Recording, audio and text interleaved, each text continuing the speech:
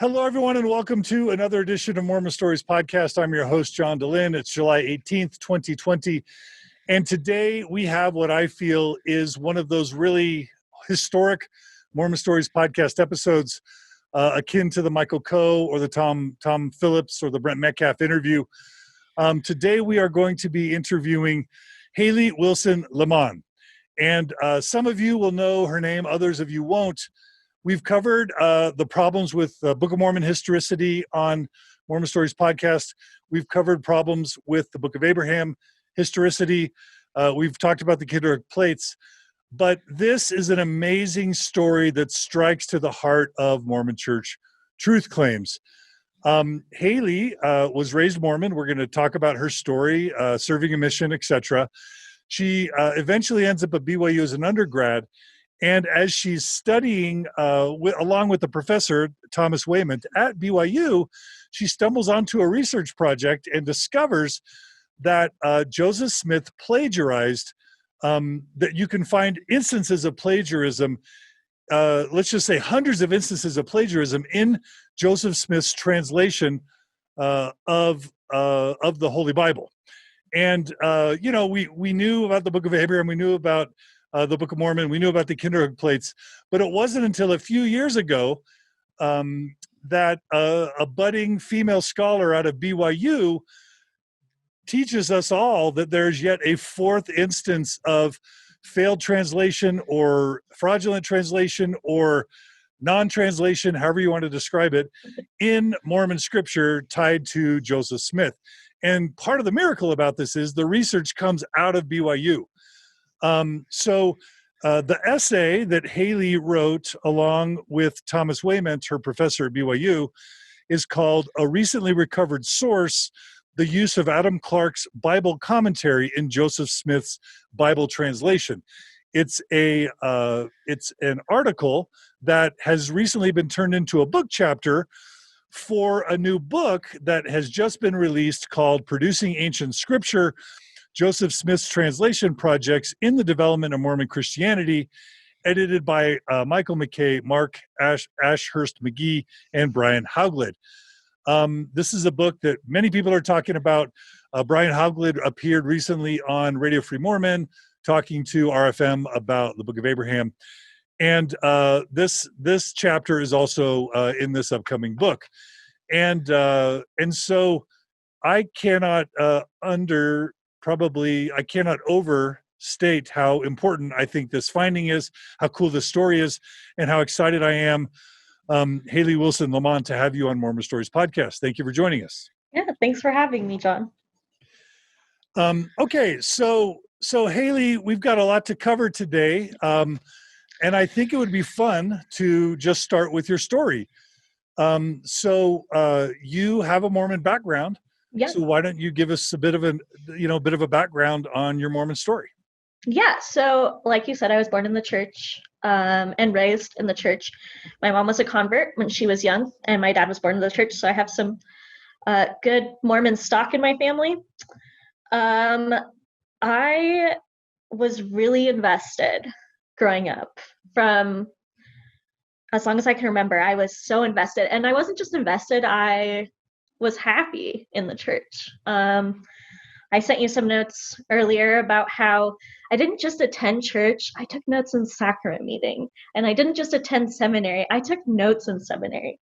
And I didn't just, watch a session of General Conference on Sunday mornings. When I was, 13, 14 years old, I would voluntarily sit and watch all 4 sessions, even if it was by myself, like on Saturday, I would sit and watch it.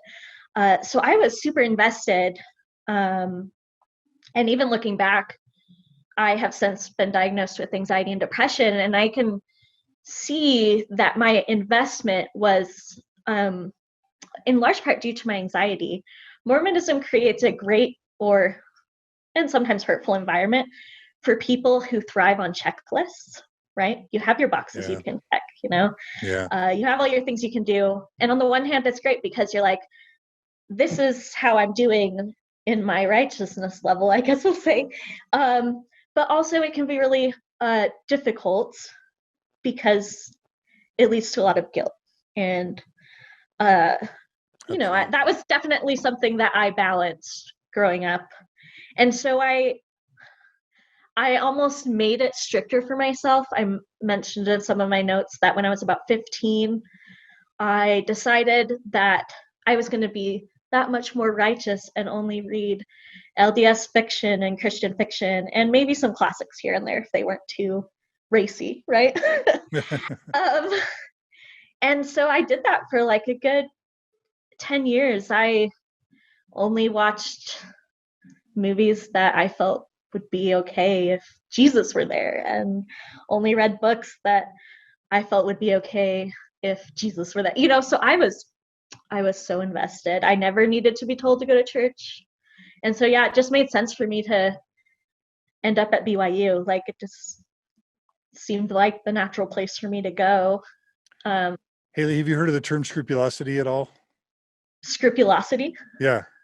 I mean, in theory, I know what it means based on the word, but tell me. Oh, no, and I just want to let listeners know, we've done several episodes on scrupulosity. It's basically a form of religious OCD. So it's a form of OCD, but it's actually a diagnosable, illness where you're so conscientious, hyper conscientious about your religiosity that it's a manifestation of obsessive compulsive disorder. So I was just curious if you had heard of it. Yeah. I wanted to let listeners know that there are other Mormon Stories episodes that cover scrupulosity if you want to learn more.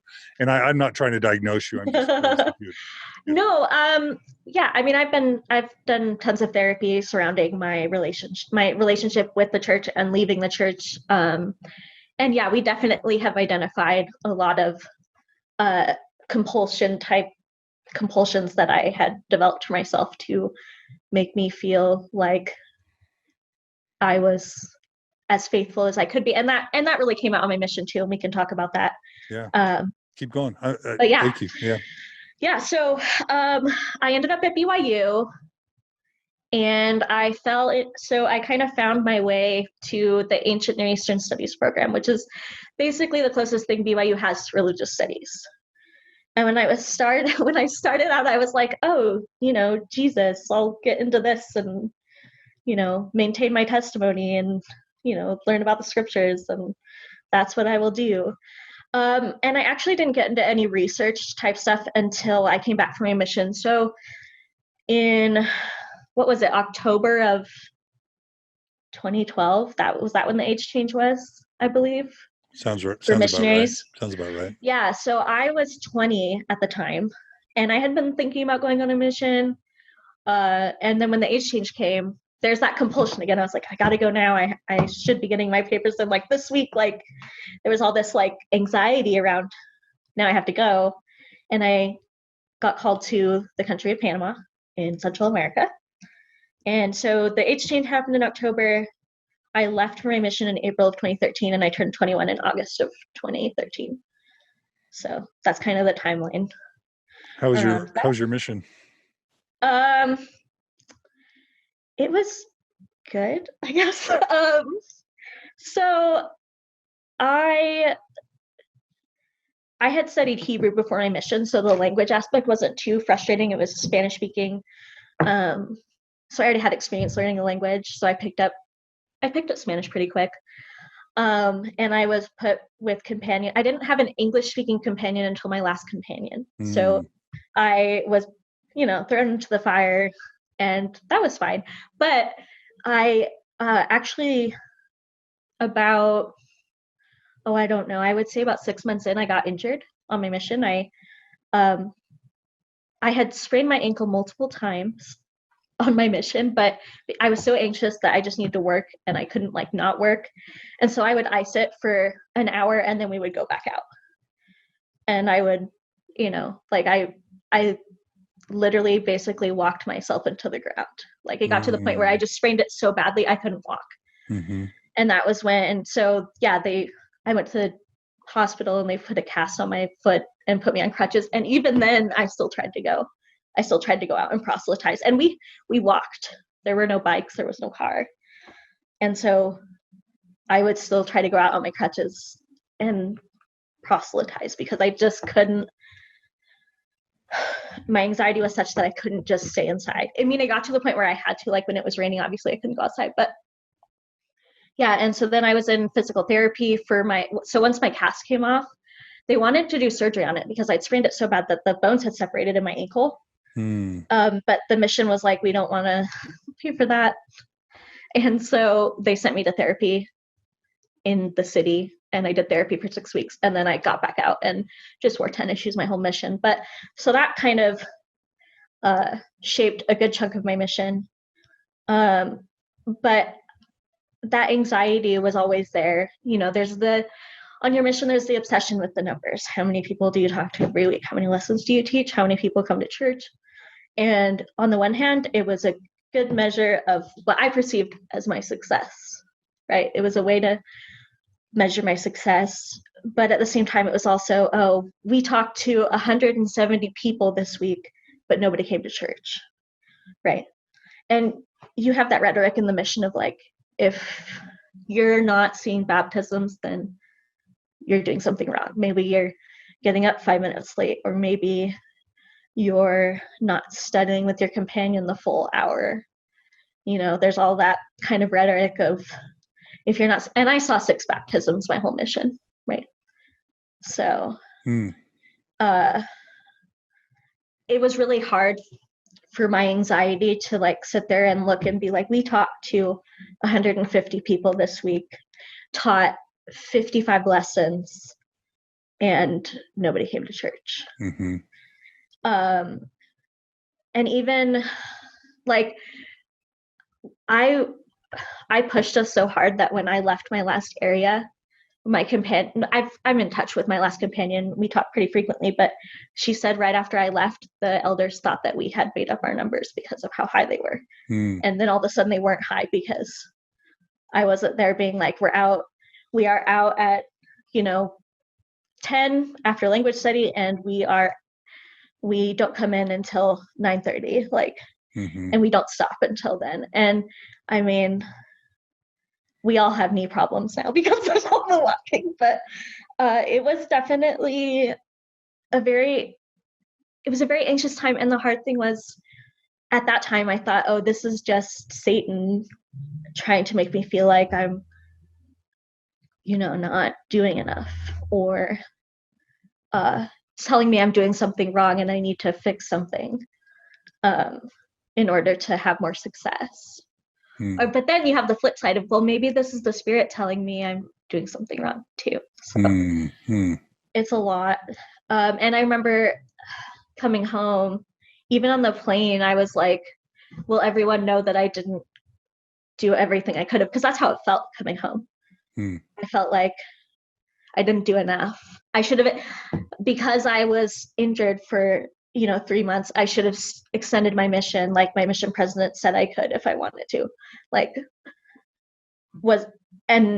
It's just all that guilt. I don't know if I'm making sense, but yeah. And I remember even the night I got released, I went and talked to one of the members of the state presidency of my home ward, and he's like, how do you feel that you did? And I was like, I feel okay, because I'm anyway. And coming home was rather anticlimactic. I mean, I don't know. It sounds weird to say, but I expected coming home to feel different than it did. And for how hard you worked. Yeah, that'd be hard. And then I was like, well, maybe it's not different because I didn't work hard enough. So anyway, tormented. That's a lot. Your anxiety tormented you. Yeah, and I was so anxious that I would wake up with sleep paralysis because my anxiety was just, and looking back on it, I know that's what it is now, but back then I was like, oh, my sleep I couldn't even identify it as sleep paralysis. I was like, maybe Satan is attacking me in my sleep, I was anyway. So after my mission, I came back to BYU, and I got a job with Tom, just doing research. It was my first research job. Who's Tom? What does Tom kind of research and study? So he was in religious education until recently. He moved over to classics, and so now he's in the classics department. I don't know what his current research deals with. At the time when he hired me, we were doing research on Jews and Christians at Pompeii in Italy. And he also has extensive experience with textual criticism. He released LDS New Testament recently with more academic consideration, like looking at the verses and the footnotes and kind of making the Greek and manuscript accessible to an LDS audience. He finished that recently. And then he had a lot of experience with the JST. Which was kind of one of his, for our listeners, what's that? The Joseph Smith translation of the Bible. Yeah. And this is Thomas Wayment, just for those who didn't catch the beginning. Thomas Wayment. Sorry. Yeah. Okay, so you went to work for him. Yeah, and we took a trip to Pompeii to do research on site there. And then when we came back, I went home for a little while. And that was when Tom emailed me about this idea of doing a project comparing the Joseph Smith papers, since the Joseph Smith papers project was digitizing all of this previous material that was only available in hard copy. Looking at that, looking at Buck's Theological Dictionary, because there are places in Joseph Smith's lectures on faith where he quotes Buck and cites him. And so we were looking at similar concepts and direct borrowing from there. And then Clarke was the other one we considered, but initially I was mostly looking at Buck. I didn't get into Clarke until at least a month or two into the project, because it just didn't occur to me exactly how to go about comparing those. But after we spent considerable amount of time looking at Buck, I moved over to Clarke, and when I started looking at Clarke, it occurred to me this is a Bible commentary, and the JST is kind of a Bible commentary, sort of. So what if we just looked at them side by side? And I started with Matthew, and that's when I started noticing the parallels, the very obvious parallels. So let me ask you, was Thomas Wayment wanting to figure out the sources of inspiration for Joseph Smith's translations? Is that something that wasn't, I don't think that was I don't feel like that was the intention. My perception was that we just kind of wanted to understand the theological influences behind Joseph Smith's thinking, what shaped his thinking, his theological ideas. That's initially what we were looking at, what shaped his idea on resurrection, and what shaped his idea on the pre-existence, and what shaped his idea on baptism. And that's kind of initially what we were looking at. It's kind of interesting, because an Orthodox Mormon view would just be, well, God did. God shaped his view. Right. God told Joseph Smith what was true, and Joseph Smith told us. So there's something in my mind going, wow, why is a BYU? And it goes to show what I don't understand about Mormon studies. But in my mind, I'm going, why would a BYU professor be questioning where Joseph got his inspiration? He got it from God. But I know that's a simplistic view. It's quite simplistic. Yeah. I mean, it's complicated. Yeah. It's complicated. There's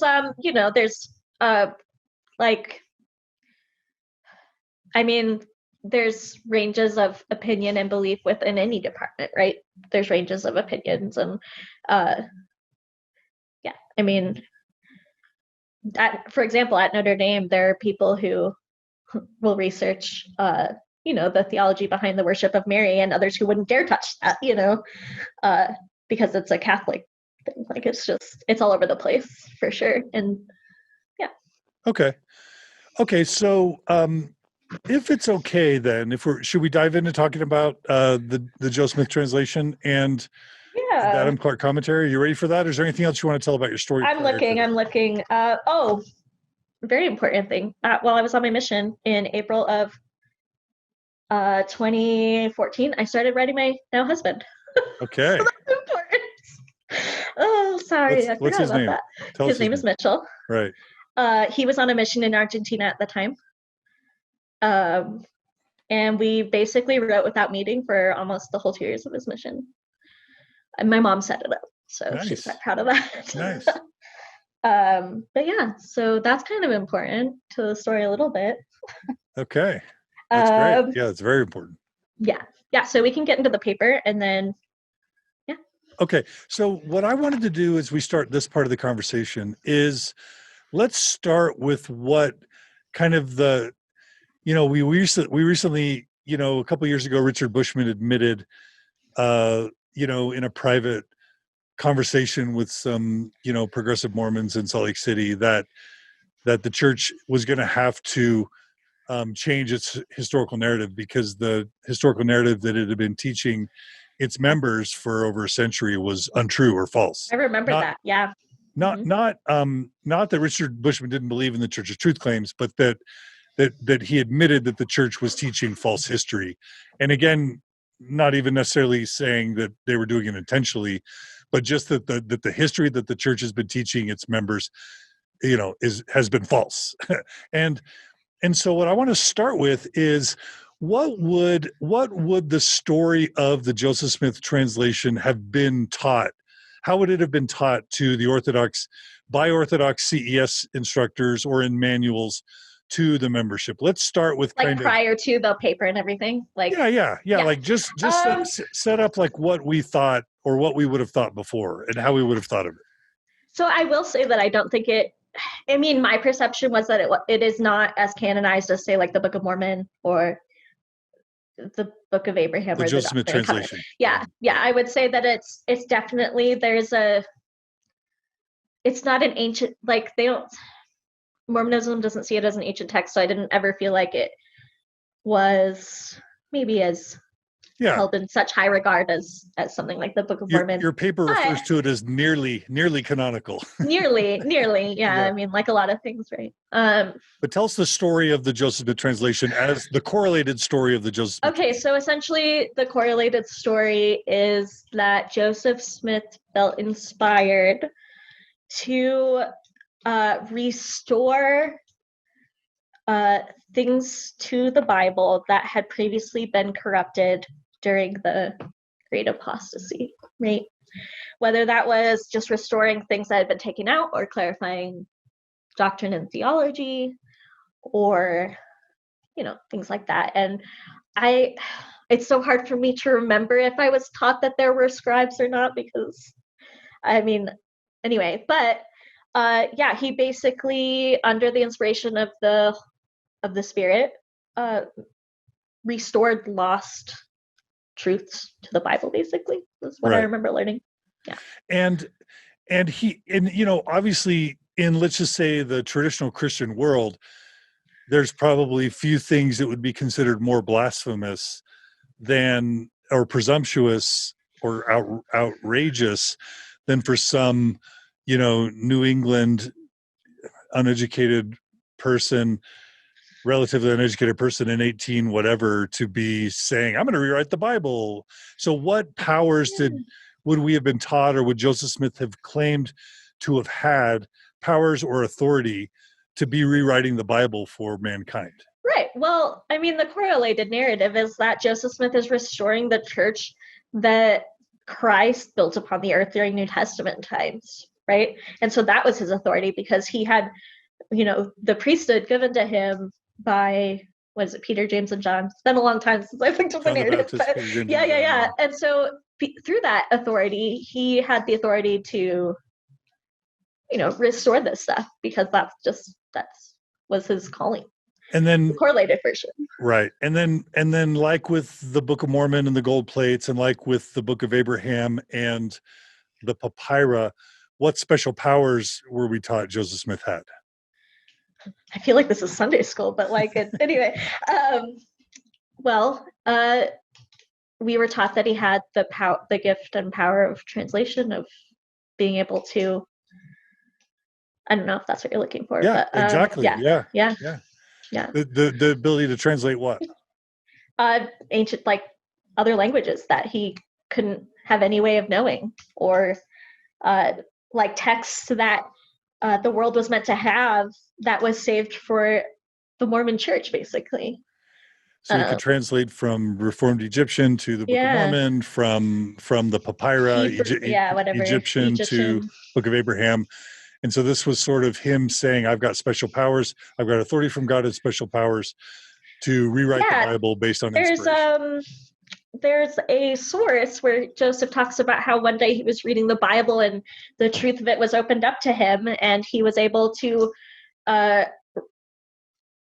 recall things that were lost through the inspiration of the Spirit. I can't remember where that source is from. I think it's in the Joseph Smith papers. But yeah, like all of our correlated material says that this was inspired. This is by the gift and power of God. Yes. Okay. Now that we've established kind of the correlated narrative, thank you for bearing with me on that. Oh no, you're fine. So now what really happened? I mean, and how did you discover it? You know? So like I said, we were doing we were looking at Joseph Smith's theological influence, and I had kind of exhausted the correlation, the connections between Buck's theological dictionary and his lectures on faith and all of that. And there were some things, but it wasn't anything like earth shattering. It was just like, oh yeah, this was probably in conversation and Joseph Smith was aware of these conversations, kind of thing. And then it was in like June or July of 2015, it occurred to me that the JST kind of felt like a Bible commentary, and that's when I just decided to start with Matthew. And I can't remember how deep I went into Matthew before I emailed Tom and was like, hey, this is a thing, let's talk about this.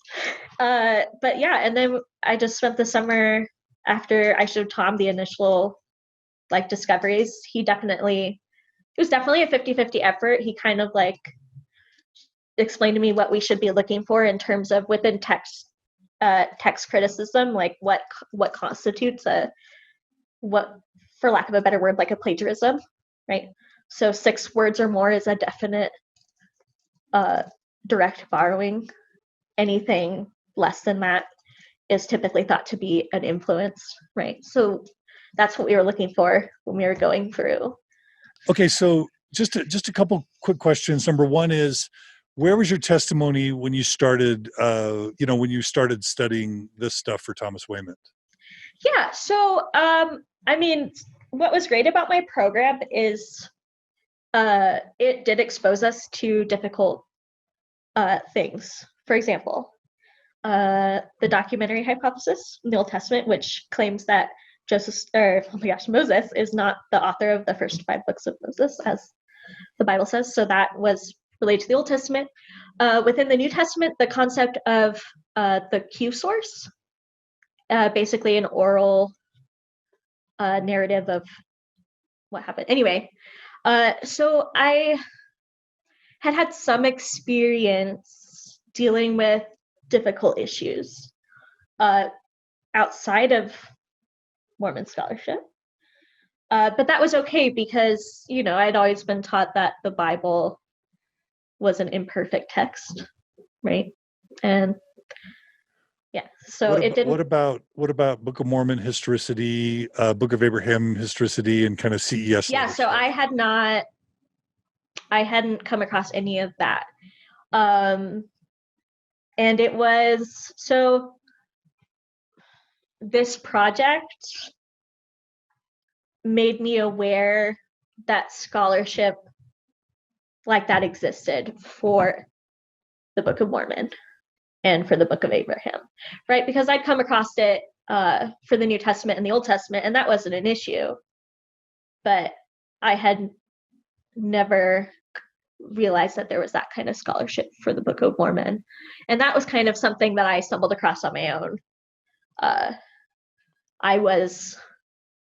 So one of the things that we had to do for the background of this paper was that we had to contextualize Clarke in Joseph Smith's 19th century, and 20th century, worldview, right? Right. We had to contextualize what was going on, who was reading Clarke, what were they doing with Clarke. And when I started pulling back and broadening the research, that's when I stumbled across View of the Hebrews and all of the stuff. Tell our listeners what that is. Yeah, so it's been so long, but it's essentially a 19th century, is it 19th century text, thought to be that shares in undeniable similarities with the Book of Mormon, certain things. Right. Yeah, and I remember the day that I had just come back from the temple with some friends, and I was just like doing some, casual research, just like, 19th century theological climate kind of stuff. And I found, I can't even remember the name of the book, but it was just called the Book of Mormon, and it was by some non-BYU scholar that I stumbled across online, and I started reading it, and it just showed, basically it laid out parallels of the Book of Mormon with other 19th century texts. And I remember reading through that and thinking, what if the Book of Mormon isn't true? And it's just like, everything just like shattered. Like, it was like, literally felt like someone had dumped a bucket of cold water all over me. And I just like closed my computer and just sat there, and I had just never, I was shocked to like even have that thought enter my head. But I had been facing challenging things about the Bible for the last, 8 months. And so I was like, okay, like, this doesn't have to be a big deal. And I actually had a bishop at the time, and I met him the next day. So that was a Saturday, and then on Sunday I went in and met with my bishop, and I was like, it's just to get to know you interview, but I was like, I have questions. And I was so scared to say anything because I had always been this faithful to the extreme believer. And my first get to know you meeting with this bishop was, I don't know if the Book of Mormon is true anymore. Like, I don't know what's going on, And Paul Broccoli. Well, yeah, a little bit.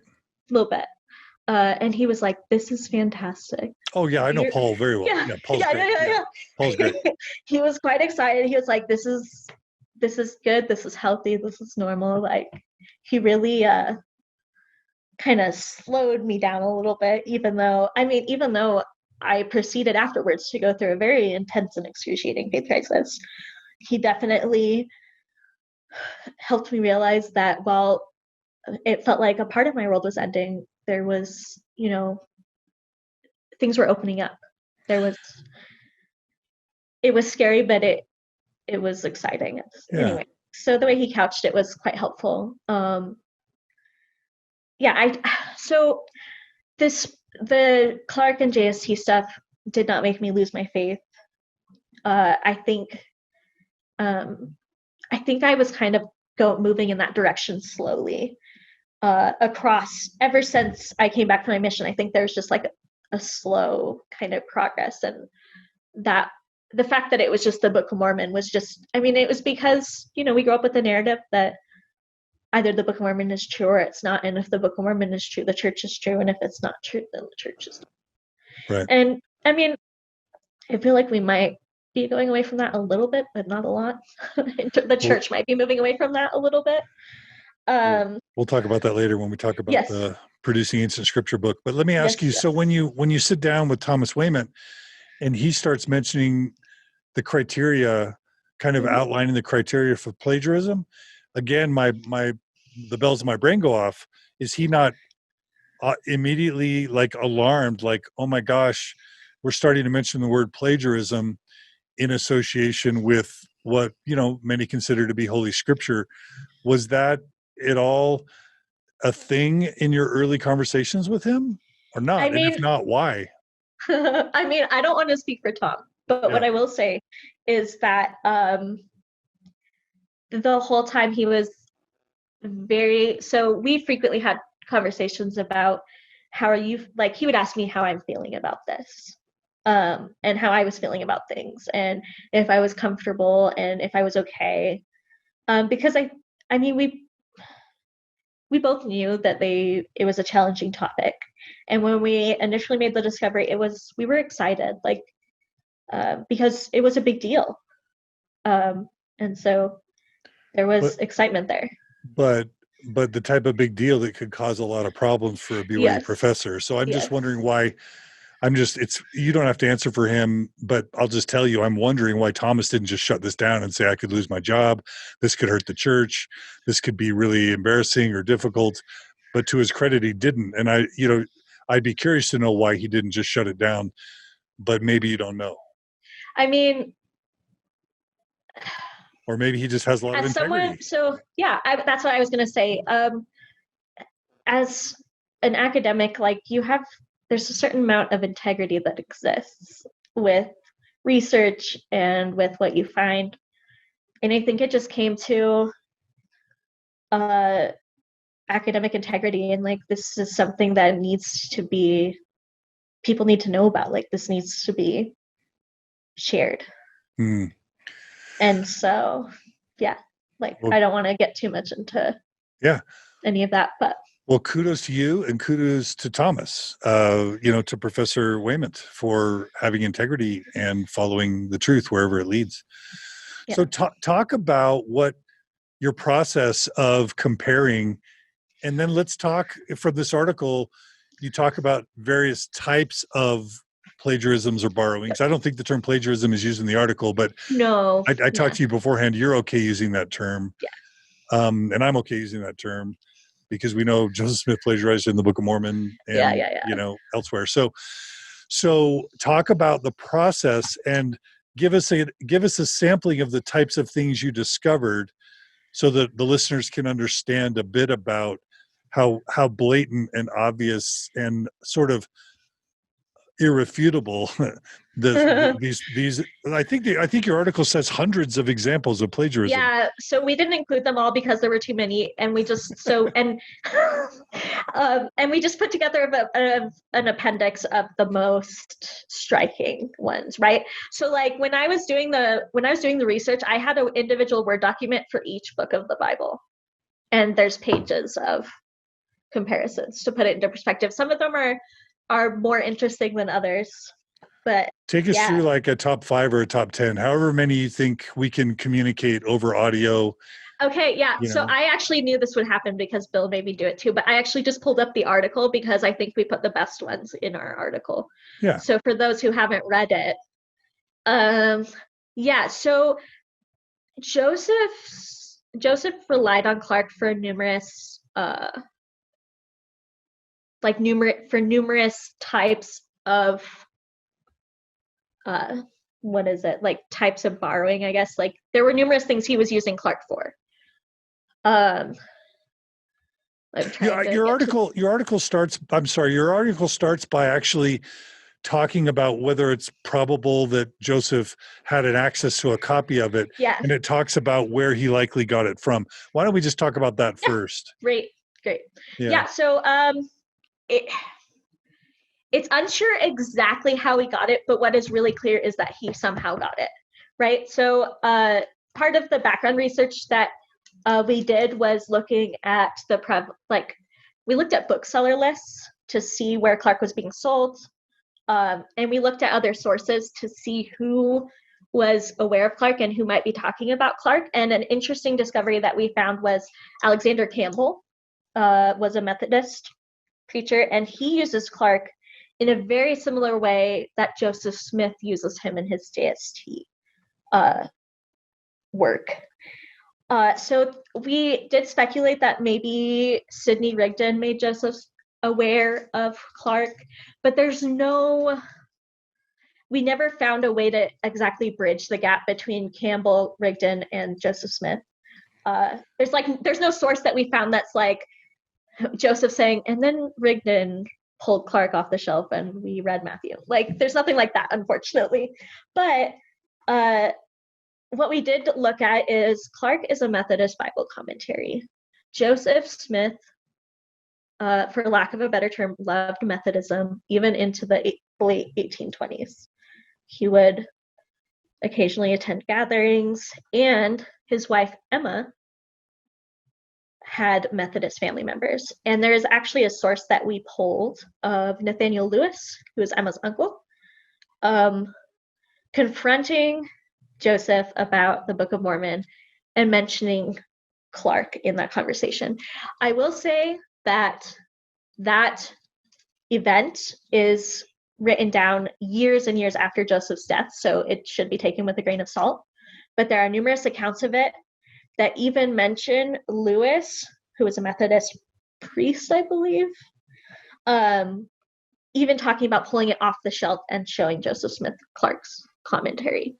So it is difficult exactly to trace how Joseph Smith got Clarke, but it is clear from both the environment, from bookseller lists, from quotes that we've seen from people like Campbell, and even this discussion of Nathaniel Lewis, that somehow he was made aware of Clarke and came into possession of one. And if that isn't enough evidence, then there are the hundreds of connections in the JST, right? So, I mean, there is, new stuff is coming out all the time about church history, right? We're constantly, finding out about new documents, and maybe someday a document will surface where, I don't know, maybe we'll find Joseph Smith's volume of Clarke somewhere or something, which could be fun. But it's also worth mentioning from the article that the Clarke's commentary was released in 1824, which is right in the timeline. So it was as early as 1824. It was in the U.S. Okay, got it. It was published. I think it first published in the UK in the early 1800s. It's hard to tell if volumes made it over to the U.S. before then, but definitely by 1824, it would be there was possibly stuff circulating. To Joseph Smith. Okay. Yeah. Okay, and so you were going to talk about some of the parallels you found. Yeah. So I actually wrote this down. So Joseph uses Clarke to omit things from the text, right? So he will cross out entire verses. And up until now, for inexplicable reasons, like we didn't know why he crossed them out. So he'll be translating the Bible, and he'll just start crossing out verses, and he'll be like, "This shouldn't be here." And we'll think, "Oh, well, God told him to strike out those verses. That shouldn't be there because, yeah." So, for example, rearranging. So omissions and rearranging Bible verses. So, for example, Colossians 2:20-22, where Smith writes it. Wherefore, if ye be dead with Christ from the rudiments of the world, why as though living in the world are you subject to ordinances? And then he rearranges 21 and 22. 21 says, touch not, taste not, handle not. And 22 says, which all are to perish with the using. After the commandments and doctrines of men. That's a question, sorry. Anyway, Smith rearranged the order of the words as they appear in the KJV, so that a revised clause from verse 22 would read, which are after the doctrine and commandments of men, and it's appended directly to verse 20. This is hard to explain when you don't have it in front of you. But basically, Clarke makes a comment about these verses and said, after the commandments and doctrines of men, these words should follow the 20th verse of which they form a part. And it appears from them that the apostles in here speaking of the tradition of the elders. So basically, Joseph makes the change that Clarke suggests. That's one of the big things that we see happening with these parallels. And then there's an example of an omission in Luke 19:25. There's a parenthetical aside that says, and they said unto him, Lord, he hath 10 pounds. Clarke commentary says, this whole verse is omitted by the Codex Bezae, a few others, and some copies of the Italia. It is probably an observation that some person made while our Lord was delivering the parable, with the design to correct him in the distribution, and Smith's translation omits the verse in its entirety.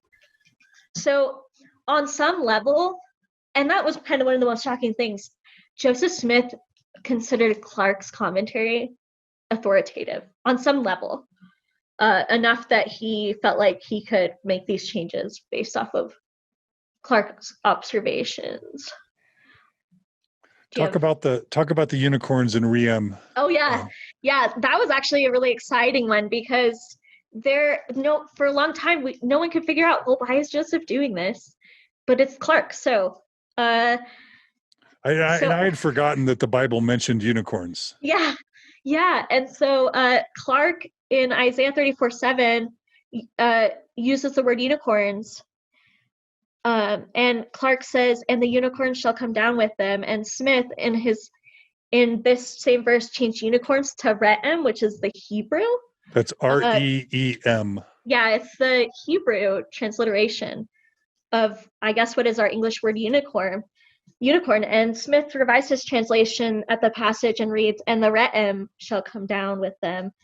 And at this point, Smith would not have studied Hebrew yet. Like that hadn't happened yet. Apparently re'em means wild ox. Yeah, something. And so Clarke makes the note on this verse. Re'emim, translated wild goats by Bishop Lau. The re'em thinks to be a species of wild goat. It seems generally to mean rhinoceros. Furthermore, and then we just said furthermore, where Clarke's re'emim as a plural of re'em is readily recognized as a Hebrew transliteration for the word in question, most sources would render the transliteration re'emim. Anyway, so Joseph just basically takes this Hebrew word that he doesn't even know what it means and puts in re'em instead of, anyway, it's just this crazy, there's no question that he got it from there. Anyway. Yeah. And then you go on to talk about, there's the usage of the word damned versus condemned, and Joseph follows Adam Clarke's suggestions on when to use those terms in various verses. Talk about this example of the wedding or marriage garments. That is an irrefutable. Yeah. Is that Matthew 22:14? Yeah. Oh, Matthew 22:14. Are you sure? Okay. Some of the revisions. Page 10 of your article that I have. Thank you. Yeah. Okay.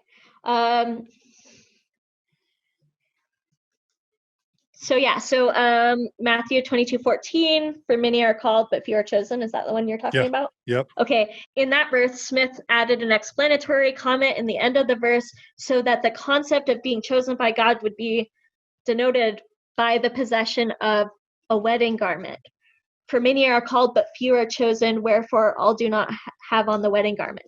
Clarke's commentary, after addressing the textual quality of the verse, interprets it as follows. Many are called by the preaching of the gospel into the outward communion of the church of Christ. But few comparatively are chosen to dwell with God in glory, because they do not come to the master of the feast for a marriage garment, for that holiness without which none can see the Lord. And so we just said it seems highly implausible that Clarke and Smith would independently interpret verse 14 using the word garment separately. Wedding garment. Yeah. So, I mean, you're reading many are called and few are chosen, and then all of a sudden you're saying, I got to add a conversation about wedding garments in there. There's just no way that. That's totally, Joseph would independently come up with that. When you add to it the re'em and the unicorn thing, you add to it the rearranging, it starts to be like, it's all over the place. Yeah, there's no question. Like, if there were just like, half a dozen, maybe we'd be like, oh, well, maybe. But like, I mean, parallel after parallel. And like I said, some are more convincing than others. We pulled the most convincing ones for the paper. I believe, but I'm not sure, that the final paper has an appendix, like the book in the back. After our article, there's a little appendix that we included. I don't know if that actually made it in, but we did make one. So, so it's overwhelming, and it's definitely interesting, because it's one thing to talk about this to people and be like, yeah, this is what we figured out, but to actually read the article and see it, we worked really hard to lay this out so that it would be very clear and accessible, but also undeniable. Yeah, and it's also important to understand that Joseph, it wasn't just grammar, it wasn't just syntax. There were theological changes that Joseph inserts, again based on Adam Clarke's recommendations, right? Yes. So there is a whole section that we did, borrowing with theological consequences. Let's see. I talked about it, but I go ahead and talk about the damned versus the condemned on page 9. So Smith's revision of Romans 14:23 has apparently heavily influenced Mormon thought. And the KJV text reads, "And he that doubteth is damned if he eat, because he eateth not of faith. For whosoever is not of faith is sin." Smith revised the first part of this to read, "And he that doubteth is condemned. Here and hereafter the strike." Okay. Clarke's commentary argues for the same minor change of wording. And Clarke says this verse is a necessary part of the proceeding and should be read thus. "But he that doubteth is condemned if he eat, because he eateth not of faith." So there you go. So he's changing damned to condemned based on Clarke's recommendation. Is that right? And he accepts Clarke. It's so interesting. He accepts Clarke as authoritative. And maybe he's like, well, using Clarke makes Clarke authoritative. We have no idea what Joseph Smith is thinking. Maybe he thought in him using it, all of a sudden this, commentary is authoritative. I don't know.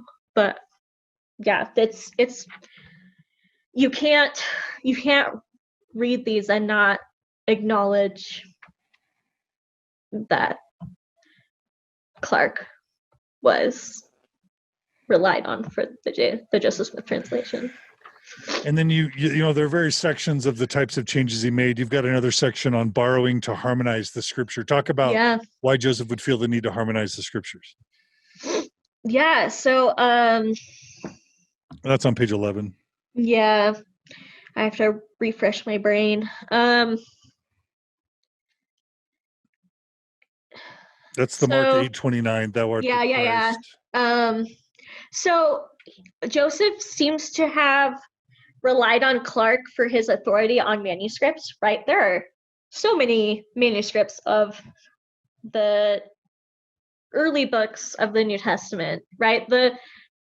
After Jesus' death, the New Testament wasn't circulating as a book as we know it today, right? There were sections and pieces, and there are copies and copies of manuscripts. And the Christian world has debated for centuries which manuscripts are authoritative and which books are authoritative and what to include. And I got the sense while we were doing this that Joseph Smith was participating in that conversation in some way. And using Clarke as, in a way, a leg to stand on in this ongoing conversation about what about the Bible is authoritative and what has been added or taken away. Yeah.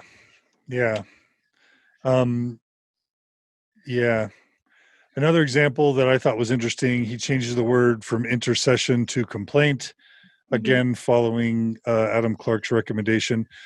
Talk about where he replaces Christ with God. Where is that? And that's on page 15 of the manuscript. Okay. So he's actually interchanging God with Christ based on whatever his theology was at the time. So in Romans 11:2, Smith makes the change. The verse read, "Elias maketh intercession to God against Israel." And Smith changes the word. Oh no, that's not the one you want. You want that's right before it. So he changes intercession to complaint.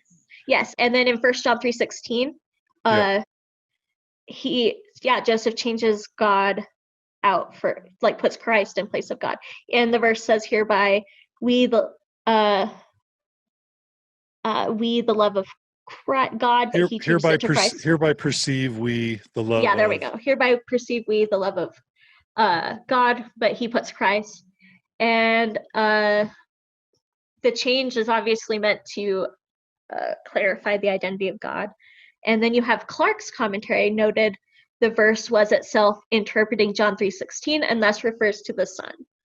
Clarke also points out that some Arabic and Syriac texts contain the clarification that God in 1 John 3:16 is really Christ. So again, that's Joseph looking to this commentary that relies on manuscripts and languages that he doesn't know, and then supposedly enlightening his followers on what the Bible should say. But it's based off of Clarke's observations, right? Not really any inspiration and there are some things that we still haven't, like we compared Clarke to, we looked through the Book of Moses and the first couple, like the long emendations he made, we haven't found an explanation for, but like little things like verse by verse, little things that he made changes, Clarke definitely played a big role in those.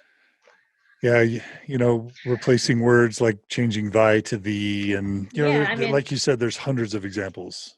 Changing the tense of words. So really quickly, what makes this plagiarism? We've talked about that before. What about this qualifies it in your mind as plagiarism? So honestly, it's the sheer number of examples, just the sheer amount. I mean, I guess he's not citing it and telling us where. No, he's not. Yeah, what his source is, right? And obviously, 19th century plagiarism ideas are different from our modern sensibilities of plagiarism. Probably to him, he wasn't. I don't know. Who knows what he was thinking? But so the sheer number of instances makes it plagiarism, but I also think the implications of some of these change it. Like the implications that Joseph Smith was relying on an outside source to do something that he claimed was an inspired act, I think is what ultimately kind of makes it such a big deal, right? Yeah, he's claiming it's from the gift and power of God, and he's not giving the source where it comes from. Yes. Yeah. Yeah. So something that I didn't mention before, but I wanted to mention it now, in the retelling of the story by Nathaniel Curtis, what I read, you need to tell me if this is right. Basically, Nathaniel Curtis is Emma's uncle, right? You mean Lewis? Nathaniel Lewis. Yes. I wrote it messy. Nathaniel Lewis. No, you're fine. Joseph's, Emma's uncle, right? Yeah. He's basically, and we know that, Emma Hale's family weren't the biggest fans of Joseph Smith.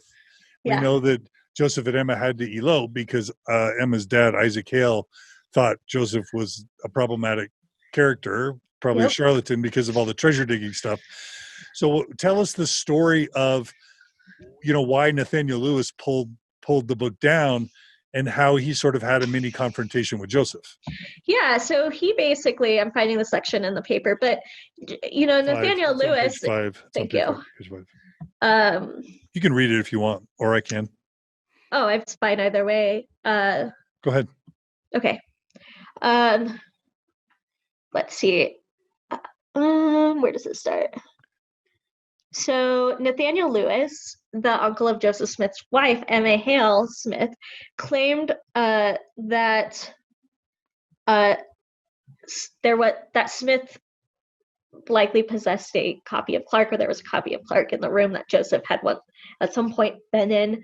There's an account published several years after the events where Lewis reportedly stated, and this is just a direct quote, "And when the story came out about the gold plates and the great spectacles, Lewis, and the great spectacles," which is an item supposedly that Joseph Smith found. Anyway, Lewis, asked Joe if anyone but himself could translate the languages into English by the aid of his miraculous spectacles.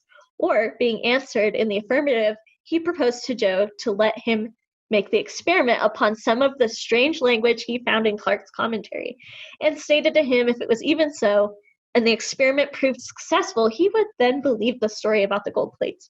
But at this proposition, Joe was much offended and never undertook to convert Uncle Lewis after that. And so that's just one account. The story has been retold numerous times, and there are retellings where Lewis literally pulls a commentary of Clarke off of the bookshelf of the room they're in. Well, just to retell our listeners, because it's hard to kind of get the story from hearing it and not reading it. it basically sounds like, the word gets around that Joseph's claiming that he can translate ancient languages using spectacles, even though we know he's really using a rock and a hat. Word gets around that he can translate using spectacles.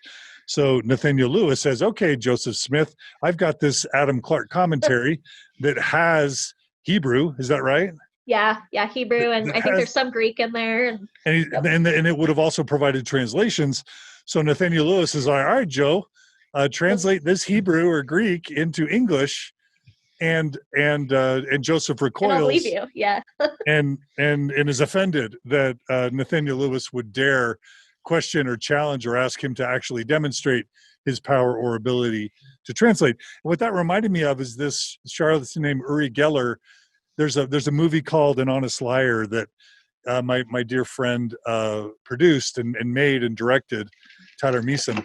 And it's about this guy who would run around in the 70s and 80s and claim to be able to like move pages in a phone book with his fingers and bend spoons, but whenever a scientist like the Amazing Randy or a skeptic would take away the conditions that would allow for fraud and then ask him to replicate what he was able to do, he would get offended and he would never be able to replicate the scam. You know what I mean? Right. Yeah. So it reminded me a bit of that. Yeah. Lewis was definitely, I mean, some fragments of this are likely true. I mean, it's hard to know exactly because we don't have anything in Joseph's own like journals or anything, but Nathaniel Lewis was a Methodist priest, I believe. He had an affiliation with Methodism. Joseph Smith had been attending Methodist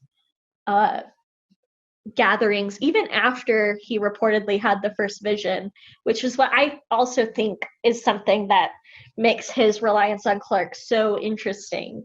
We're always taught in the correlated version that, Joseph had this first vision and then started the church, right? We don't really have this narrative of like, well, what happened between 1820 and the later 1820s when he, started translating the Book of Mormon, but he was attending other church, he was still attending other church gatherings even after he reportedly had this life-altering vision, and likely hearing Clarke quoted or even seeing volumes of Clarke around at these gatherings. Bookseller lists show that Clarke was being sold up and down the East Coast and even a little out further west a little bit too. So as far west as you could go at that point. But right. Yeah.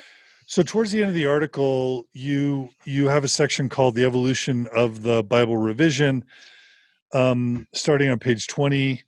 And you at the end in 21, you start talking about the possible mechanics, who is involved, what Orson Pratt said, about whether Urim and Thummim or Stone in the Hat was used versus not. Do you want to talk about just kind of what we know about the mechanics of this process and what Orson Pratt said and whether he's a reliable witness or not to claiming whether or not the Urim and Thummim were used? Yeah, it's hard to tell because there isn't a lot. There's not a lot of direct quotes about the existence of really any books in the room when Joseph is doing these projects. We'd love to have seen a sketch or something, Right. But you mentioned in the beginning that John Whitmer was the scribe. Is that right? Yeah. Well, so are you talking about for the Joseph Smith translation? Yeah. So he had numerous scribes for the Joseph Smith translation. Okay. When he starts out with the Old Testament, and then when Sidney Rigdon joins, he jumps to the New Testament, and that's where we see a lot of Clarke's additions, is when he makes that jump to the New Testament, and then he returns to the Old Testament. And there are some influences of Clarke in the Old Testament, like the Re'em, which we looked at. But yeah, he had, I want to say 3 or 4 scribes at different points for this project. And then this ends up being, how does this end up manifesting in LDS scripture, this whole endeavor? What do you mean? Like just how it's perceived or how we see it in our scriptures now? Yeah, how's it in our scriptures now? I mean, the latest LDS scriptures I've looked at have had it in like footnotes, or if you get longer chunks, you will see kind of like in the back behind the topical guide, there are like chapters. Is it true that his translation of Genesis becomes the Book of Moses? Is that right? I believe so. Yeah, like his revisions that he makes too. His revisions of Genesis become the Yeah, Book of Moses. there are sections. And then his revisions of the New Testament become footnotes throughout LDS scripture. And in the Old Testament too, like once you get the smaller changes, those are also footnotes in the Old Testament, right? So okay. And then it's probably worth noting that the RLDS Church or Community of Christ, they created their own full version of like the Joseph Smith Bible. Yes. Is that right? Yep. Yeah. Okay. So, do you have a theory for what was going on? Was he using the stone in the hat? Was he using spectacles? Was he not using them at all? Like later you mentioned in the article that Orson Pratt said no Urim and Thummim. Does Orson Pratt even know? It would be really nice to have a scribe source saying, and Clarke was sitting on the table, but we don't have that. So the theory that I have operated under is I'm wondering if it was just so common for Joseph to use other sources that it wasn't worth mentioning. Is that a horrible? That's a great thing to say. That's going to be a meme. Somebody's going to make that a meme, and you're going to be quoted. Because, we did look at the Book of Mormon a little bit. I definitely think people should take up this project. I'm not the one to do it. I've had my fun with JST and Clarke, but I do think there is worth diving deeper into Book of Mormon and potential Clarke influences. So that's my theory. Like if Joseph Smith was just doing it all the time, why mention it? And obviously, if Joseph wants to pass this off as inspired, he's not going to write it down, right? I mean, right. So you one of the things I thought was super interesting was you mentioned in the article that at least one or two scholars had noted a parallel between the Joseph Smith translation and the Adam Clarke commentary. I have Barlow's name, Phil Barlow. I have a Millett, I guess it's Robert Millett, and then a Jackson. So did you find that out after that a couple other people had made that connection? So it was funny because when I first made the connection, after we'd gone through, I think the Synoptic Gospels of John, I just started researching because I wanted to see let's make sure that this isn't something that has already been thoroughly talked about. And one of the first sources that were brought up was the ex-Mormon subreddit and someone mentioning Clarke and JST in passing. I don't even know, which was just a good confirmation that we were on the right track. And they even said in the Reddit post, someone should really look at this. And I was like, well, we are, so that's good. But there were a couple scholars who mentioned in passing Buck and Clarke, but nobody who had just sat there because it was tedious, to go through and read every verse and then compare it to the Clarke and decide if it was, anyway, it was a tedious job, but it took, 4 months. And how many hours a day were you working on this sometimes? I was working full time, so 8 hours a day roughly. Wow. Yeah, it was a lot. As an undergrad, I just think that's so cool. Yeah, and I remember I was with roommates at the time, and I would occasionally mention this, and one of my roommates was even like, well, does this hurt your testimony? And I was like, no, not really, because the JST isn't like the Book of Mormon or something. So, that was still while you were believing. Yeah. Let me ask you a couple more questions from your article. There's this section about translation. It's got the word translation in quotes. Translation in Smith's vocabulary and experience. And I just have to say this is triggering to me because when I was still living in Logan, there was this earth-shattering monumental 2-day conference where Phil Barlow and Richard Bushman and Jana Reese and Rosalind Welch and all these neo-apologist Mormon scholars descend on Utah State University and have a 2-day conference on what Joseph Smith really meant when he used the word translation. That really literally was the purpose of this 2-day conference. Right. And it was just these academics for forever tediously trying to create other interpretations of the word translation, so that we wouldn't have to call Joseph a liar or a fraud or a charlatan. They're trying to say that Joseph Smith, when he said translation, what he really meant was, and then insert 16 hours of incomprehensible dialogue. In this article, you write, quote, "The evidence presented in this chapter suggests that a major reconsideration of Smith's understanding of translation is in order, because questions regarding the intent and impact of Smith's translation projects have tended to focus on the meaning of the word translation as Smith and his associates understood it. It is necessary to briefly review the discussion and its various developments." And then I have in the margins, "You think?" question mark. Basically saying, oh, you think we need to have a discussion about what the word translation means and what Joseph Smith meant? And then you go on for a few pages. And I don't know if you wrote this or if Thomas wrote this, but it's basically trying to say that when Joseph Smith said translation, he meant what? Do you want to provide what the paper sort of tries to do in terms of explaining what Joseph really meant when he said translation? Yeah, so basically we spend like, I don't know, it's like 3 or 4 pages talking about how translation had nothing to do with changing, because our modern definition of translation is changing a text from one language into the other, and that is obviously not what Joseph Smith meant when he called something a translation. But was that what the word meant in 1835? No, we talked about nobody used that word just in a traditional sense back then, you're saying? I mean, I'm sure people did. So what we tried to do with this paper is kind of dive into like, well, why would Joseph Smith be calling this a translation if it's not actually a translation?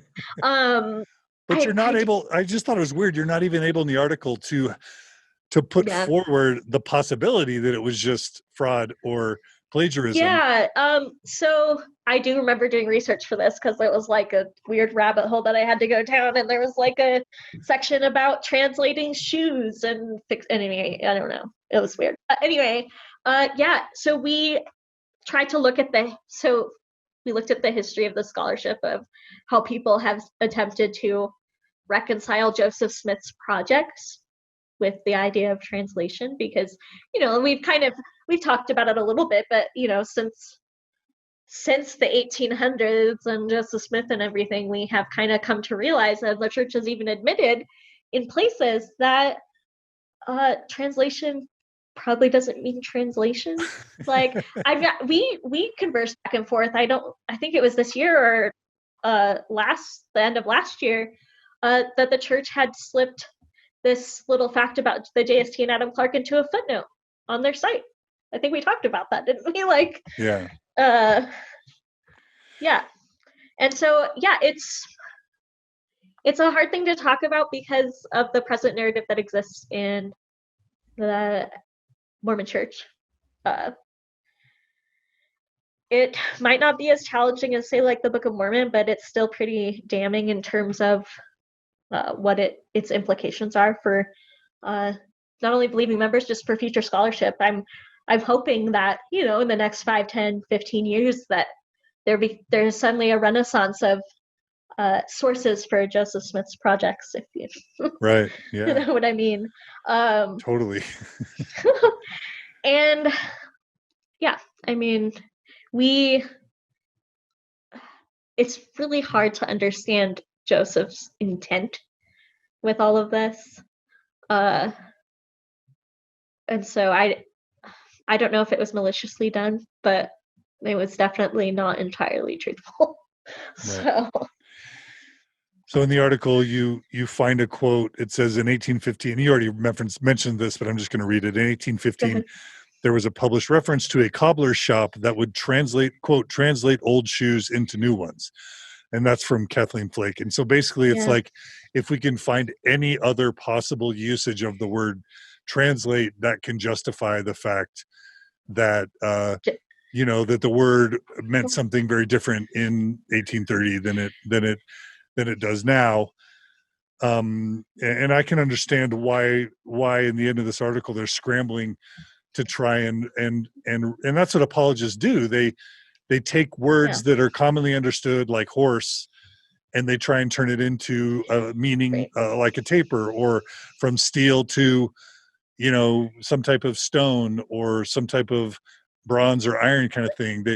That's what apologists have to do. They can't rely on the meaning of words. They have to find explanations to create new meanings of words. Right. Or even, I mean, even something a little bigger, like just the way the church has discussed polygamy. Like, they like try to culturally contextualize it and historically contextualize it to make it okay. I just think there's a lot that we just need to acknowledge and own. Yeah. So there's a sentence that's on page 22. It says, Smith's translation efforts involved not only the experience of a supernatural gift, but a natural engagement with ancient languages, including the realization that he was augmenting his own meager language skills by probing the work of established scholars. Yes. So for me, that was kind of like the mother lode, phrase or sentence that tried to describe when he said he was translating by the gift and power of God one language to another. Mm-hmm. What he was really doing was using a supernatural gift, but also a natural engagement with ancient languages. So he kind of looked at languages when he could. He did this with the Egyptian grammar. We know that later he studied Hebrew, and then including the realization that he was augmenting his own meager language skills by probing the work of established scholars. And the other word for that is plagiarism, right? Yes, yes. And I just wondered, like, how is this an academic book when it's even using the term supernatural gift? Like, why would scholars even have in a scholarly article sort of the framing of him using supernatural gifts at all? Yeah.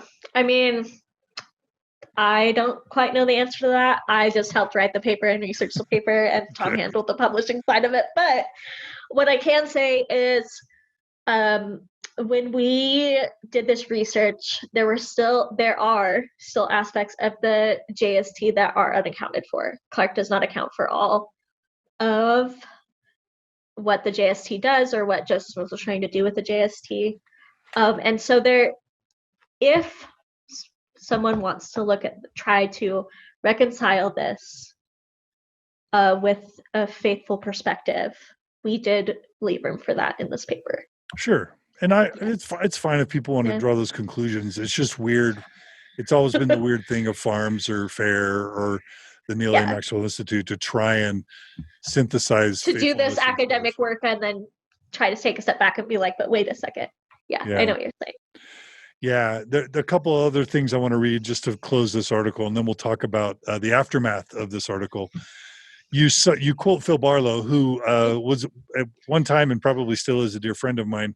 We haven't talked in a while, but as you're summarizing this article, you're quoting Phil Barlow, who wrote a book on the New Testament, kind of Mormons in the Bible. Is that what it's called? Yeah, I think I remember reading it. Yeah. And he basically said Barlow's work also views the Bible revision, so the JST, as, quote, exploratory, willing to creatively delve into the meaning of the text through a process described as translation. So basically, it wasn't that Joseph was translating one language to another like he says he was doing, and like he told everyone is doing, and like the church taught us he was doing for a century and a half. Instead, he was engaging in exploratory endeavors, right? Yeah, so like the stage was already kind of set for this discovery to be made. Like there had been scholars who had kind of said, oh, this doesn't really look like translating, but we don't know what it is. Yeah. And now we do. Yeah, and then in the end, I just love the summary, because you really do hit the what really matters at the end. You say, in fact, it is arguable that Clarke is the primary source Smith drew upon in making these types of revisions. So you do just basically say, without saying, Joseph Smith engaged in a lot of plagiarism when he created the Joseph Smith translation. Now, I don't think Thomas Wayment would use that word, but that's your conclusion. Yeah. Yeah. And I mean, like I said, the hope is that other people will take this paper and be like, well, I wonder about this source, like maybe somebody has read something. Anyway, the hope is that this can be a building off point, right? This isn't the end all be all of Okay, so let's continue the story now. Okay. So what happens once so was there any point that you are able to share as you're writing this paper with Dr. Wayment where, you already said he would check in with you to make sure you were okay. Is there anything you can tell us about any type of conversation before you started sharing this with others, where it was like, oh my gosh, could we get in trouble? Or, oh my gosh, this is scary. Is there anything you're able to tell us about sort of like what you guys were processing as you were doing this work? Yeah, so we wrote the paper and we sent it around. We sent it to some colleagues in the religious ed department just to make sure that we were talking about it in a way that, because it's a naturally challenging paper, we just wanted to couch it in a way that even like the lay members of the church could read and feel okay about. Now, I don't know firsthand how that's going. I have sent it to some of my Mormon family members and haven't heard anything. So I have no firsthand knowledge of how that's going, but that was the goal. Tom has always been academic but faithful and always thought it was important to keep the academic side of things in the discussion, even when challenging difficult things. And that's kind of what we did with this paper, is we just laid out what we'd found and kind of left it up to the reader to decide if they can reconcile this with their faith or if this is something that they need to tackle and look deeper into. So yeah. you shared it with some colleagues, and then what happened? They all came, it was favorable. Like they all came back and said it was fine. I can't remember if we did change a couple things. I don't know. It's been so long, but yeah, we wrote, it was 50-50 writing. I wrote part of it, he wrote part of it, and then we consolidated. The research was 50-50. Tom brought all of his previous knowledge of the JST to the paper, and I did a lot of the legwork with, Clarke's prevalence and the connections. And yeah, there was really nothing, like we wrote it in fall of 2016, winter of 2017, or maybe it was fall of 2015, winter of 2016. That sounds right. That sounds right. We wrote it then and nothing really happened. Mitchell came home from his mission in December of 2015. So that was fun. Also, the Mormon Church exclusionary policy for LGBT people came out. That was the other thing too. So my metaphor. So in the ex-Mormon community, when people start to lose their faith, they call it their shelf breaking, because up until that point, you've just piled all these issues onto a shelf, and then it breaks, and that's when you have to wrestle with everything. So I would say my metaphorical shelf broke in September of 2015. Before the November policy. And how would you tell us about that?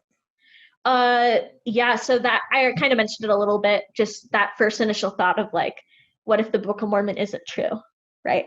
And then I started meeting with my bishop once a week. I got into therapy, which was great. Worked through a lot of my anxiety around the possibility of the church and around the possibility of the church not being true. And it was with a therapist at BYU. The counseling center, CAPS, which is a great place. Yeah. Yes. And Paul, my bishop, Paul referred me to someone who he had sent other students to before for the same issues. So that was a safe space. And then in September, I started emailing Mitchell about my questions. We'd been writing for all this time, and I just came out to him and in the email and was like, I don't know if the church is true anymore, and I don't know what to do. And he's on a mission?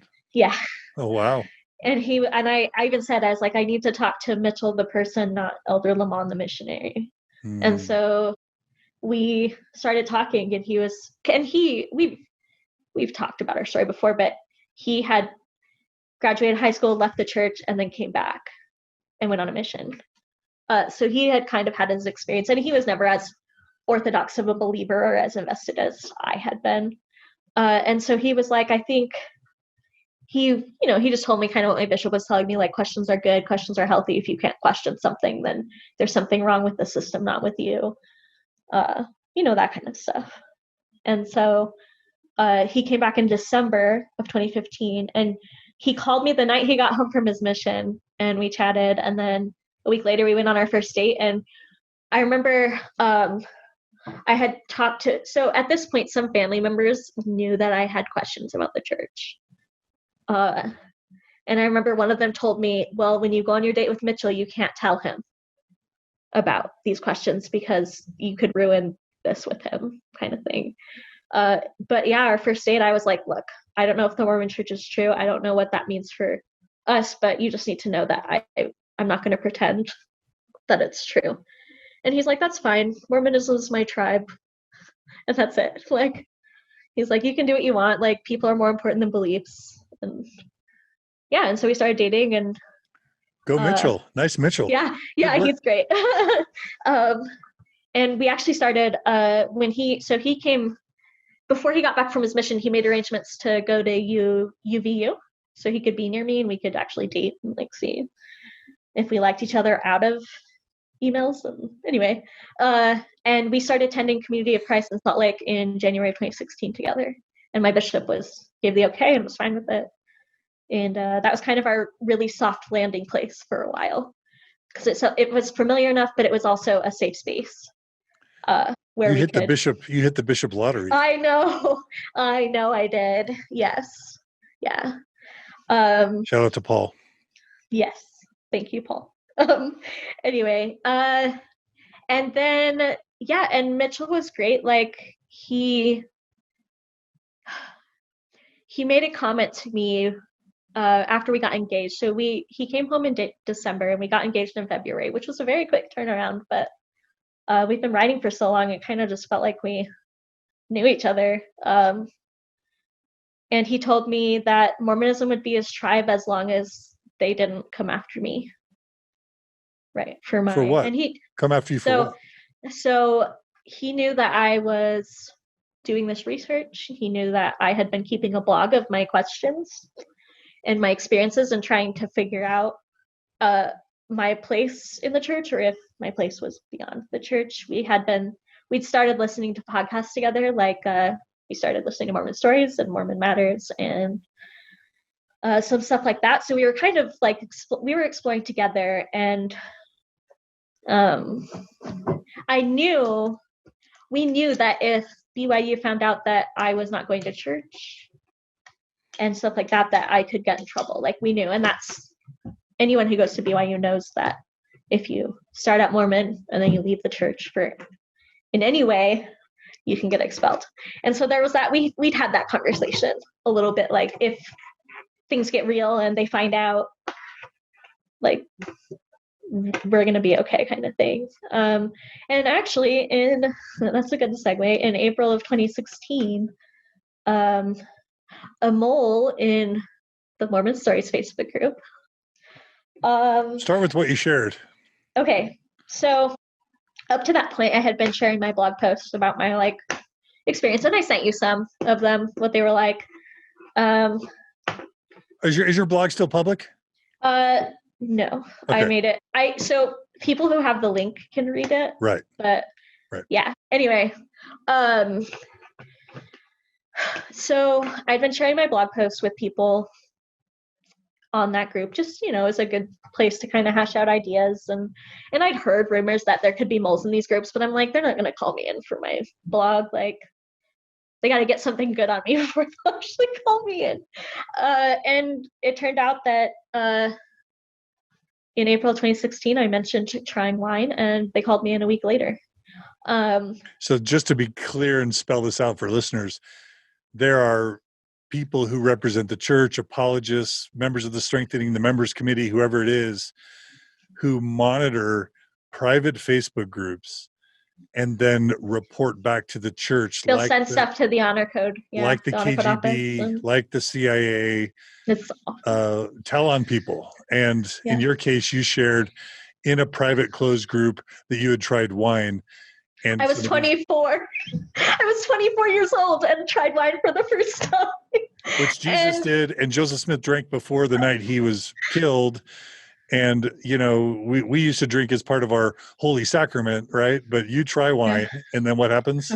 Okay, so I'll give you exactly how it happened. So my husband and I were, my fiance at the time, Mitchell and I were getting ready to go out of town to go take our engagement pictures with some family who are not Mormon.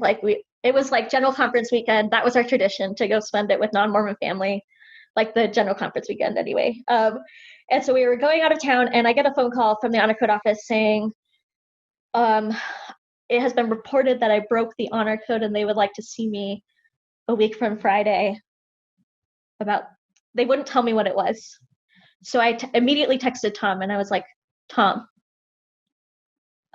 is it our paper? And he's like, no, it's not. I was like, okay, so that's not it. Then I texted my bishop, and I said, the honor code office wants to meet with me. I think it's because I drank wine. He called me and he was like, they would never call you in for just drinking wine. And I was like, all right, well, I think that's what's happening. And he's like, well, I'll find out. And so we go away for our weekend. Paul calls me back that Sunday and says, they don't want me to tell you this, but it's because of your blog and because you drank wine. And I was like, I told you it was for drinking wine. He's like, no, they care. They sound like they care more about your blog, but you're being called in because you broke the honor code with the wine. Anyway, so they didn't. So the Paul first tells red you flag, that they're concerned about faith crisis stuff you're writing on your blog, but they tell you that it's about the wine. Yeah. I mean, I obviously broke the honor code office by drinking wine, like the honor code by drinking wine, whatever. But I think the red flag was they didn't want him to tell me. He's like, they want to blindside you when you walk in there.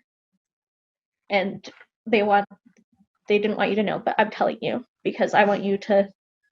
He's like, it's going to be okay. I'm going to go with you. Your therapist is going to go with you. It'll be fine. Right. And so at this point, I'm like, you know, we've talked about my anxiety. So my anxiety is through the roof.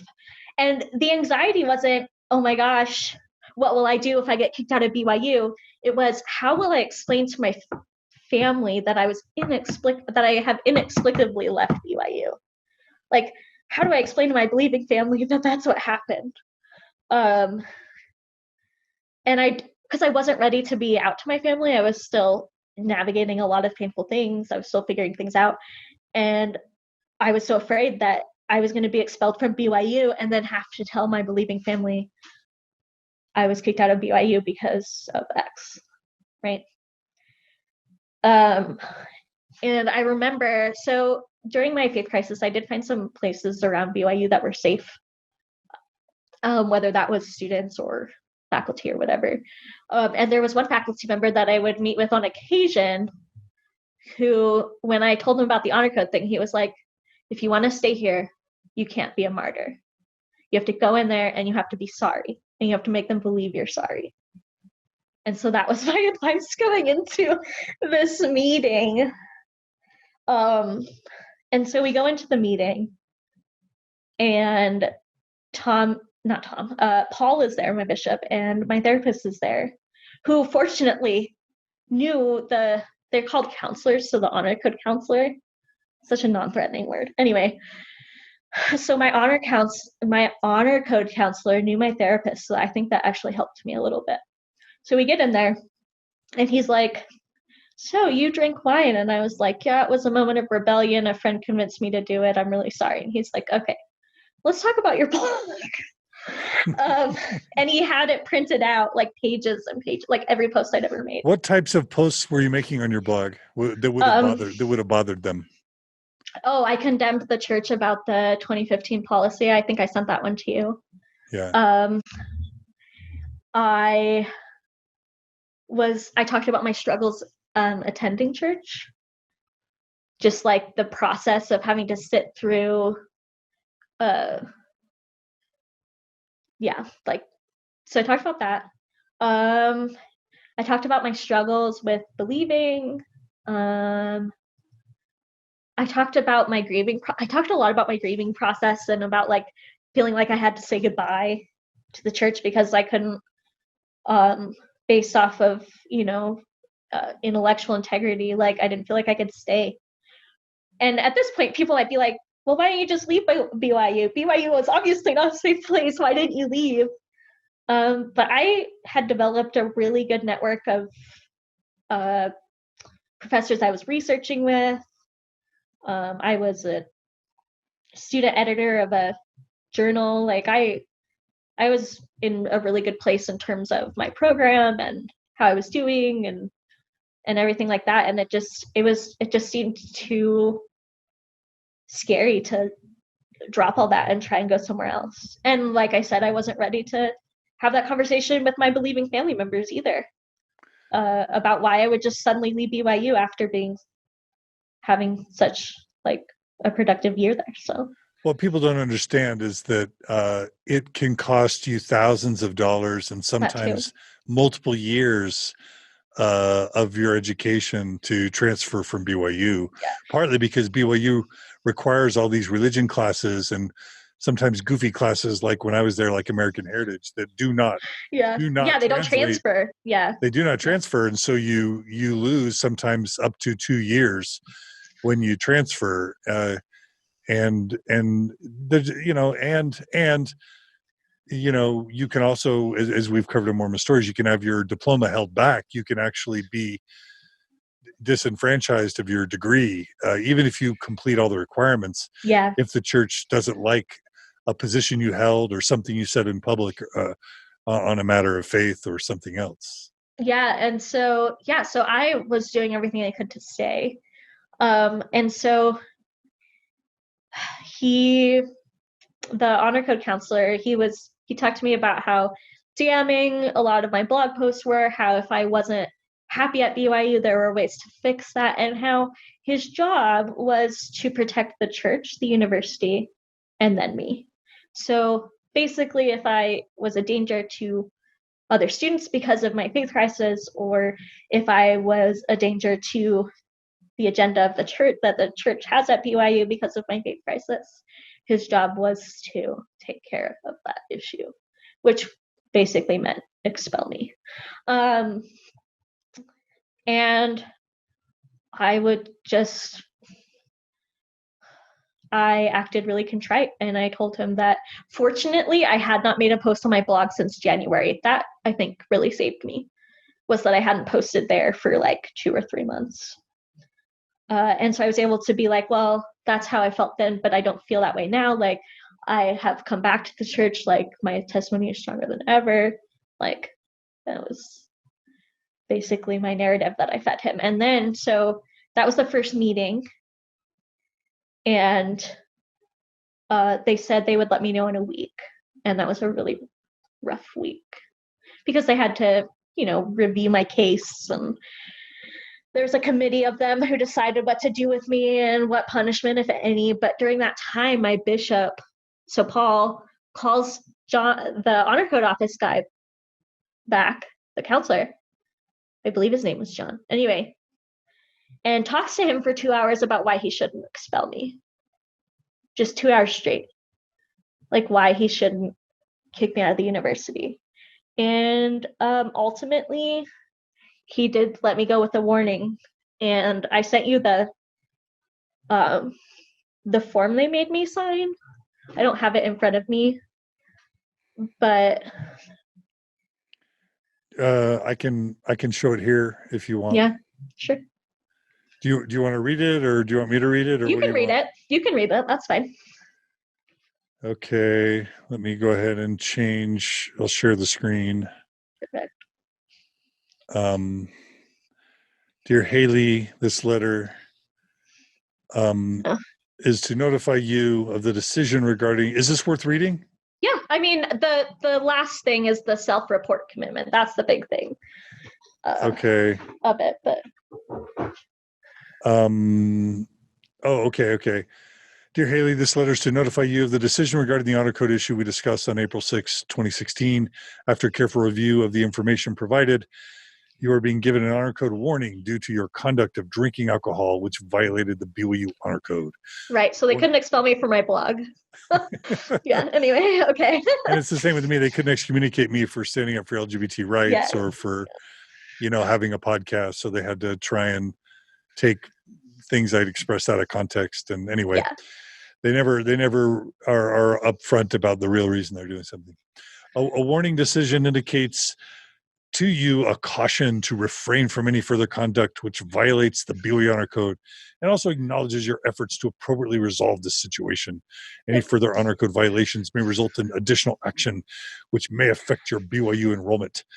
Haley, and they use your first name, Haley, because of the educational nature of our honor code process, I would recommend the following. Number 1, reading and writing assignment. So they're giving you homework. I had to write down my testimony. Anyway. Reading and writing assignment. Please study the following talk by Brother Brad Wilcox and send me an email reflecting your thought and feelings about the key principles which apply to you in your future life.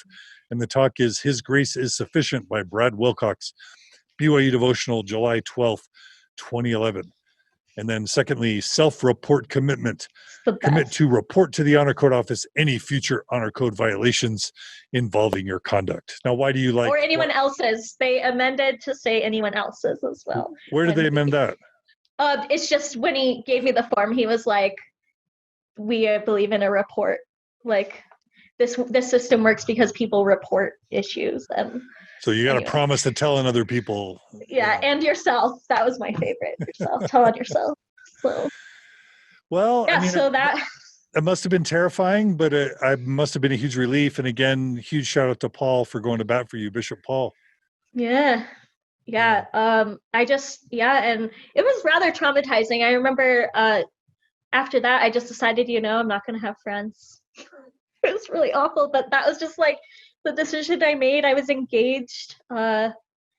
What's funny is shortly after that, so that next semester, BYU gave me a full ride for the last 2 years of my degree.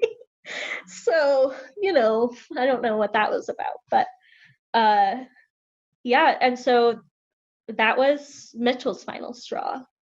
All of that with the Honor Code Office, because he just saw what it did to me, how upset I was, and how they treated me, and he threw his garments away, and that was the end of it for him. And you had already lost your faith by then. That was definitely a nail in the coffin. Like, if I had been wanting to make it work, that was definitely I'm not welcome here kind of feeling. So, and then Mitchell and I got married that September. If somebody were to say, well, no, wait a minute, you signed the honor code, you broke the rules, they had every right to call you on it and to potentially punish you, and you got off. So why would that make you upset? You should feel grateful and happy that they didn't punish you. If somebody were to make that argument to you, what would you say? I have no problem them calling me in for breaking the honor code for drinking alcohol. That's fine. What was so difficult for me was that they treated me like I was dangerous because I had questions about the Mormon Church. They treated me like I was going to infect other students with my quote unquote disease at that point I had had roommates use my faith crisis as a way to get out of a housing contract. Like, they wanted to move, and so they told the housing advisor that, well, Haley's experiencing a faith crisis, therefore I'm uncomfortable living here. And so I'd already had that bit of experience of like, to a lot of people, this isn't okay. And I had other great roommates at the time who were really supportive and stuff like that. But there were just little things that were happening, including this belief that my honor code counselor had to protect the church from me because I had questions. I had an issue right before my husband and I got married where a supposed friend of mine approached a professor of mine and said, Haley has confided in me that she listens to Mormon stories, and I don't remember saying this, but whatever. That she listens to the Mormon Stories podcast, and that she does attend church regularly, and I think I should report her to the honor code office. And that was that was like a week before my wedding, and that was kind of just the environment that BYU was. This constant fear that someone's going to notice that I'm not wearing garments, or someone's going to notice that, I don't know, there's just inexplicable things. And I mean, I couldn't have gotten through it without being married to Mitchell and having that safe space, at least at home, where I could come home and, feel safe. Because and I stayed in therapy, and my therapist was great too. And we just talked through a lot of the feelings of isolation and loneliness. But that's just the environment that unfortunately BYU creates. Because go ahead, keep going. No, go ahead. You're fine. No. I want you to finish your thought, and then because it creates this environment of you tell on your friends when they're doing something that they're not supposed to be doing, whether that's an issue of like the word of wisdom or if it's an issue of belief, right? It creates this fear, this environment of fear. And yeah. I'll also say that it's not your fault. Like, this was a job hazard of your research. You were working for the university, doing university research that the university ends up publishing, by the way. Yeah. And it would be like, they gave me a grant. Yeah, it'd be like working at in a manufacturing facility, and your arm gets chopped off, and then they fire you for not working fast enough. Like the job caused the thing, caused the ailment, caused the sickness, caused the infraction in the sense. And there was no sense of taking responsibility for that, right? I mean, the research I was doing definitely played a factor, but I would like to think that even if I hadn't been doing that research, at some point I would have asked these hard questions. Sure, but maybe not while you were a student. Yeah, maybe not. Maybe after you graduated, right? I've heard that it frequently happens in graduate school to people who go on to like. Yeah, but I'm just saying you're in school, and this faith crisis happens as you're studying historicity of Mormon scripture, which is a deeply fraught topic. So if somebody starts losing their faith in the historicity of Mormon scripture while they're studying the historicity of Mormon scripture, like that's not your fault. It's not on you. Yeah, and like I've never felt guilty for it. Like I've never felt like losing my faith was anything to feel guilty about. It just, at this point, it feels like a natural progression. But what was unfortunate is the unwelcome environment that it occurred in, right? Because if this had happened at Notre Dame, like, wouldn't have been a big deal at all. Like, it just would have been like, oh yeah, this is hard and I have to deal with it. But I wouldn't have been at risk of losing my place in my program or anything like that. Yeah. And when you look in the context of the church knowing since B.H. Roberts or earlier that the book of, the Mormon scripture had, we knew in the 1910s, the Book of Abraham problems, because the New York Times publishes the problems about the Book of Abraham in the New York Times. Yep. We knew about the problems with the Book of Mormon as Shannon Caldwell Montes taught us a few weeks ago. The church, all the first presidents of the Quorum of 12 and the Quorum of the 70 knew about the problems with the Book of Mormon in 1922 because they had a 2-day meeting where the first presidency, Quorum of the 12, and all the 70 met, and B.H. Roberts presented to them all the problems with the Book of Mormon, anachronisms, historical problems, linguistic problems, geographical problems. They knew it all. And we know that for every decade from then till now, the church has systematically suppressed the problems with the Mormon scripture and the truth about Mormon scripture and punished anyone who talked about it openly. So and then sneak it into footnotes. What's that? And then sneak the discoveries into footnotes of essays and stuff like that. Anyway. Yeah. So if the church was acting ethically and honestly, there would be institutional knowledge that this was a problem. Yeah. You would be studying something that would be known and broadly understood to be problematic. And there would be all sorts of empathy and understanding for you.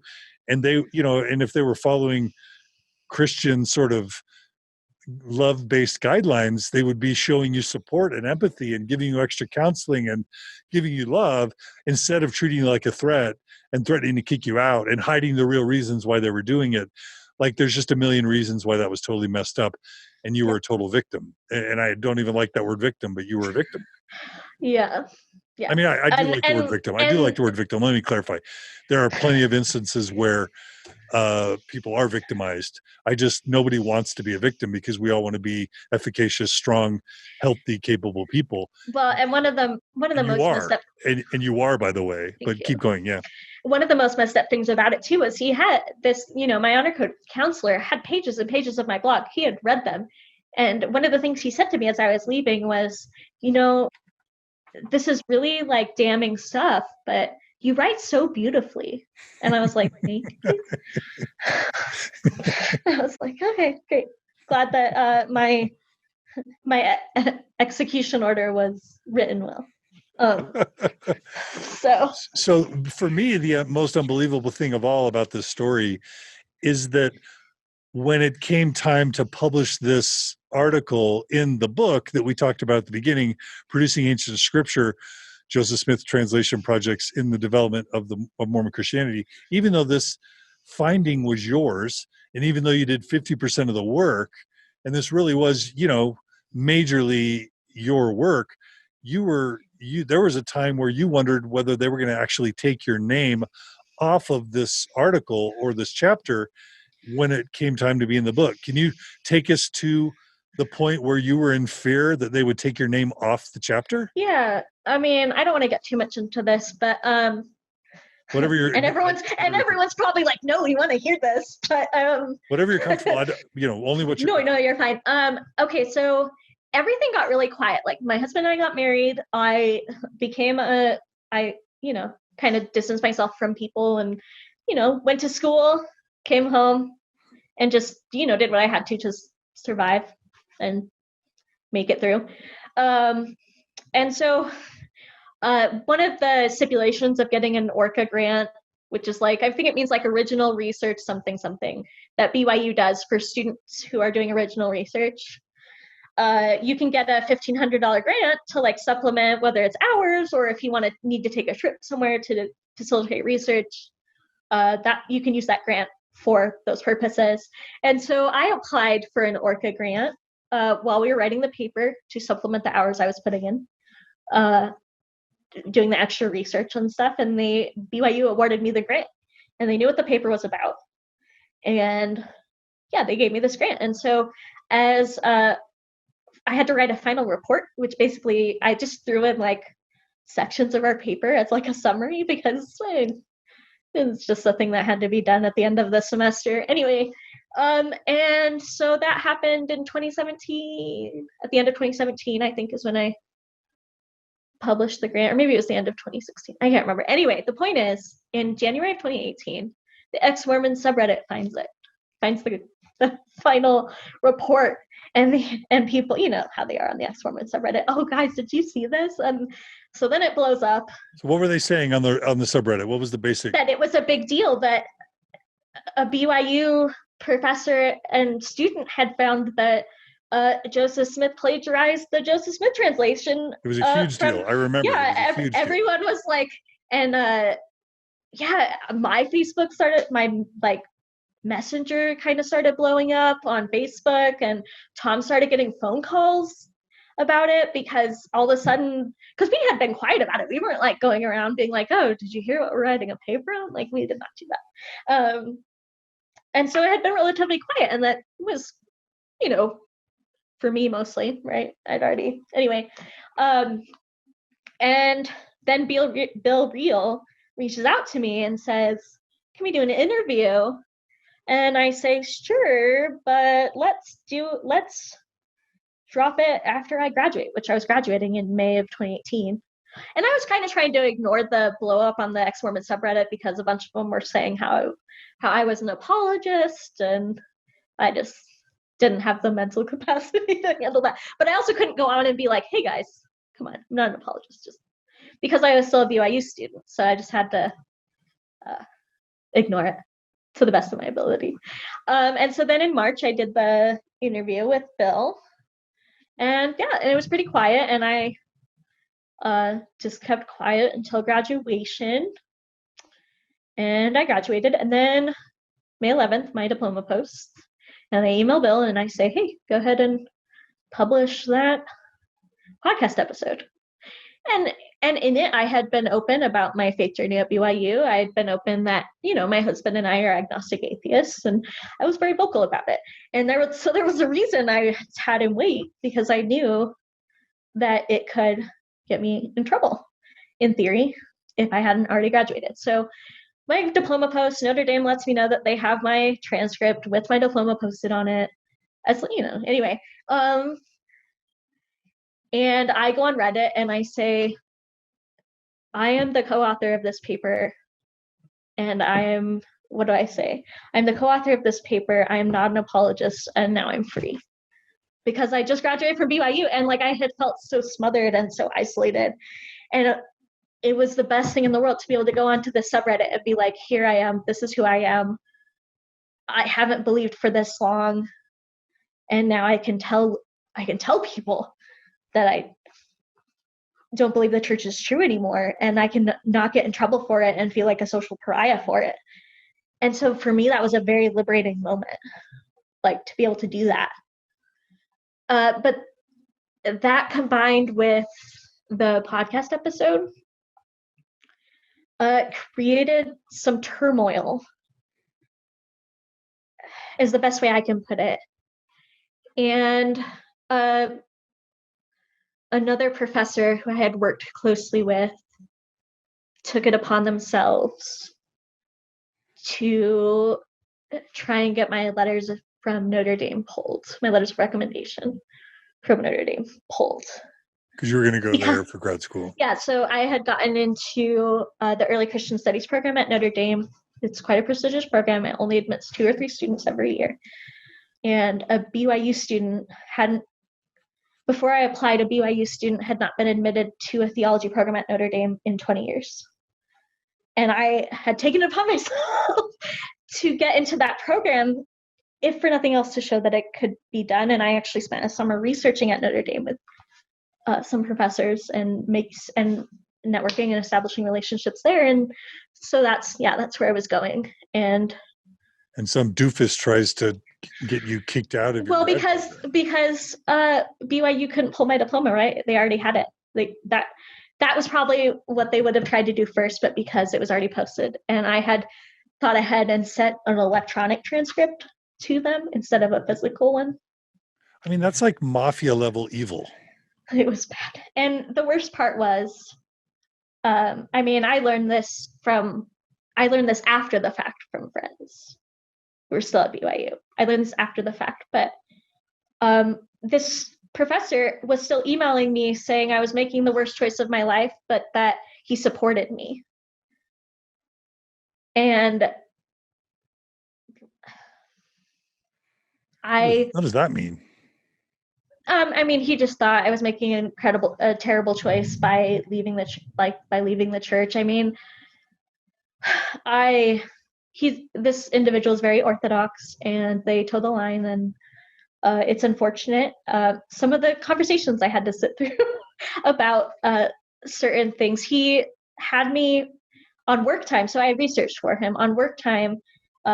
We were at a conference, and he had to speak in church the next day, and so he paid me to research quotes condemning people who doubt and leave the church for his talk the next day. And he had no idea where I was. And I thought it was the most ridiculous. Anyway, there's a reason that I didn't make my situation with where I was with my faith known. Because did you say he was asking you to help him prepare his talks for church? Yeah. And you're his employee? Research assistant. Yeah. That's super weird. Yeah, I know. Anyway. But anyway. That's like, go get my laundry. Yeah. Go do my dry Yeah, cleaning. sometimes, I mean, it's, but yeah, so there was just, I got to Notre Dame and I was just so upset by everything that was going on. And I sat down with the head of my department and I was like, look, this is happening. It's really stressing me out. As someone who is guiding me through this program, you just need to know that this is a thing and I don't know how stressful it's going to get before it's done. And he John Fitzgerald was his name. He was wonderful. He just apologized profusely that this was happening and assured me that even if, which they didn't, but even if they had pulled all my letters of recommendation, that I was still in the program and that they couldn't take that away from me, and that he would go to bat for me if ever that was a necessity, if BYU decided for whatever reason to come after me. And yeah, and he just made me feel safe, and that was a big thing after not feeling safe for so long, to feel like I had a place to really deal with everything and work through it. And it was at Notre Dame where a therapist sat me down and was like, it sounds like you have untreated anxiety. We should treat that. And which gave me, and it also gave me the ability to be able to look back and be like, that behavior, that is anxiety, that overcompensation anxiety, a lot of it, a lot of what kept my perceived happiness about being a faithful member of the church is largely linked to my anxiety, right? Because the church is great in the sense that it gives you a very clear roadmap on what you're supposed to do and when you're supposed to do it and how you're supposed to do it. And that can be great for people who have anxiety and have this sense and need of constant list making. But I mean, as we've talked about already, it can also be incredibly damaging, because it taught me that my feelings of anxiety weren't actual something that needed to be treated. It was Satan, right? I was feeling anxious over something because I didn't have the spirit. And so that, I mean, I spent a good year and a half at Notre Dame working through that, and and finally getting on medication and finally realizing that my constant overcompensation, whether in a Mormon context or outside of it, was an actual mental disorder that could be treated and could be fixed. And I've been on medication for a year and a half now, and I just look back at the anxious Mormon girl that I was, and I feel sorry for her because she wasn't given the tools that she needed to really deal with that. But anyway, so that was the whole thing with my name potentially not being on the paper. It ultimately did make it, and that's good. And I was so relieved when the book finally came out. I kept getting messages from people asking me. Wait. Sorry, just to clarify, at some point, and we don't have to talk about who or how, you felt like there was a decent chance they were going to take your name off the paper, right? Yeah. And we talked at that point, and I almost went ballistic, and I hope. We did talk about that. We had lunch right before my husband and I left Utah, and yeah. And I've published 10 or 12 articles, and to take someone's name off a paper when it was their original idea and they contributed 50% or more of the work to it would be an egregious, outrageous violation of academic integrity. Yeah. And you were substantively afraid, not just paranoia, but you had been given reason to fear that there was a decent likelihood that they were going to take your name off this paper and publish it anyway. I mean, I was afraid. And at points during the ordeal, I was made to feel like in speaking out, I had done something wrong. In finally voicing my authentic feelings and beliefs, I had done something wrong. I mean, we talked about it a little bit about how I was nervous to do this interview because of what happened the last time I did an interview. And I mean, it's hard to, I don't want to call it PTSD, but it's hard to move past the like crippling fear that when this interview comes out, something terrible is going to happen. I'm so sorry. Right? I'm so sorry. Okay. And it's so courageous of you. And it's no coincidence that we waited for the release of Producing Ancient Scripture, Joseph Smith's translation projects in the development of the Mormon Christianity. We waited until after the book was published. Yeah, and it kept getting pushed back. I know. It kept getting pushed back. People would email me and be like, when's the book coming out? I don't know. Someday it will be out. But it took my whole program at Notre Dame to be out. So, yeah. So, yeah, it was definitely a difficult experience. And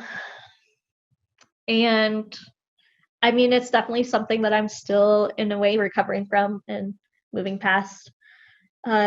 But ultimately, my name did end up on the paper. And when I was at Notre Dame, I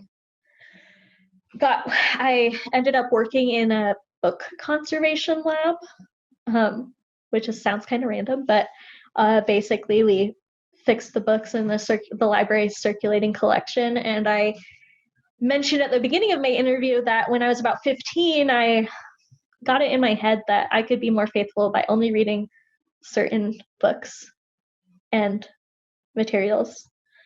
And it was while I was at Notre Dame that I rediscovered my love of being able to read like whatever I wanted. Like I have tons of books behind me here.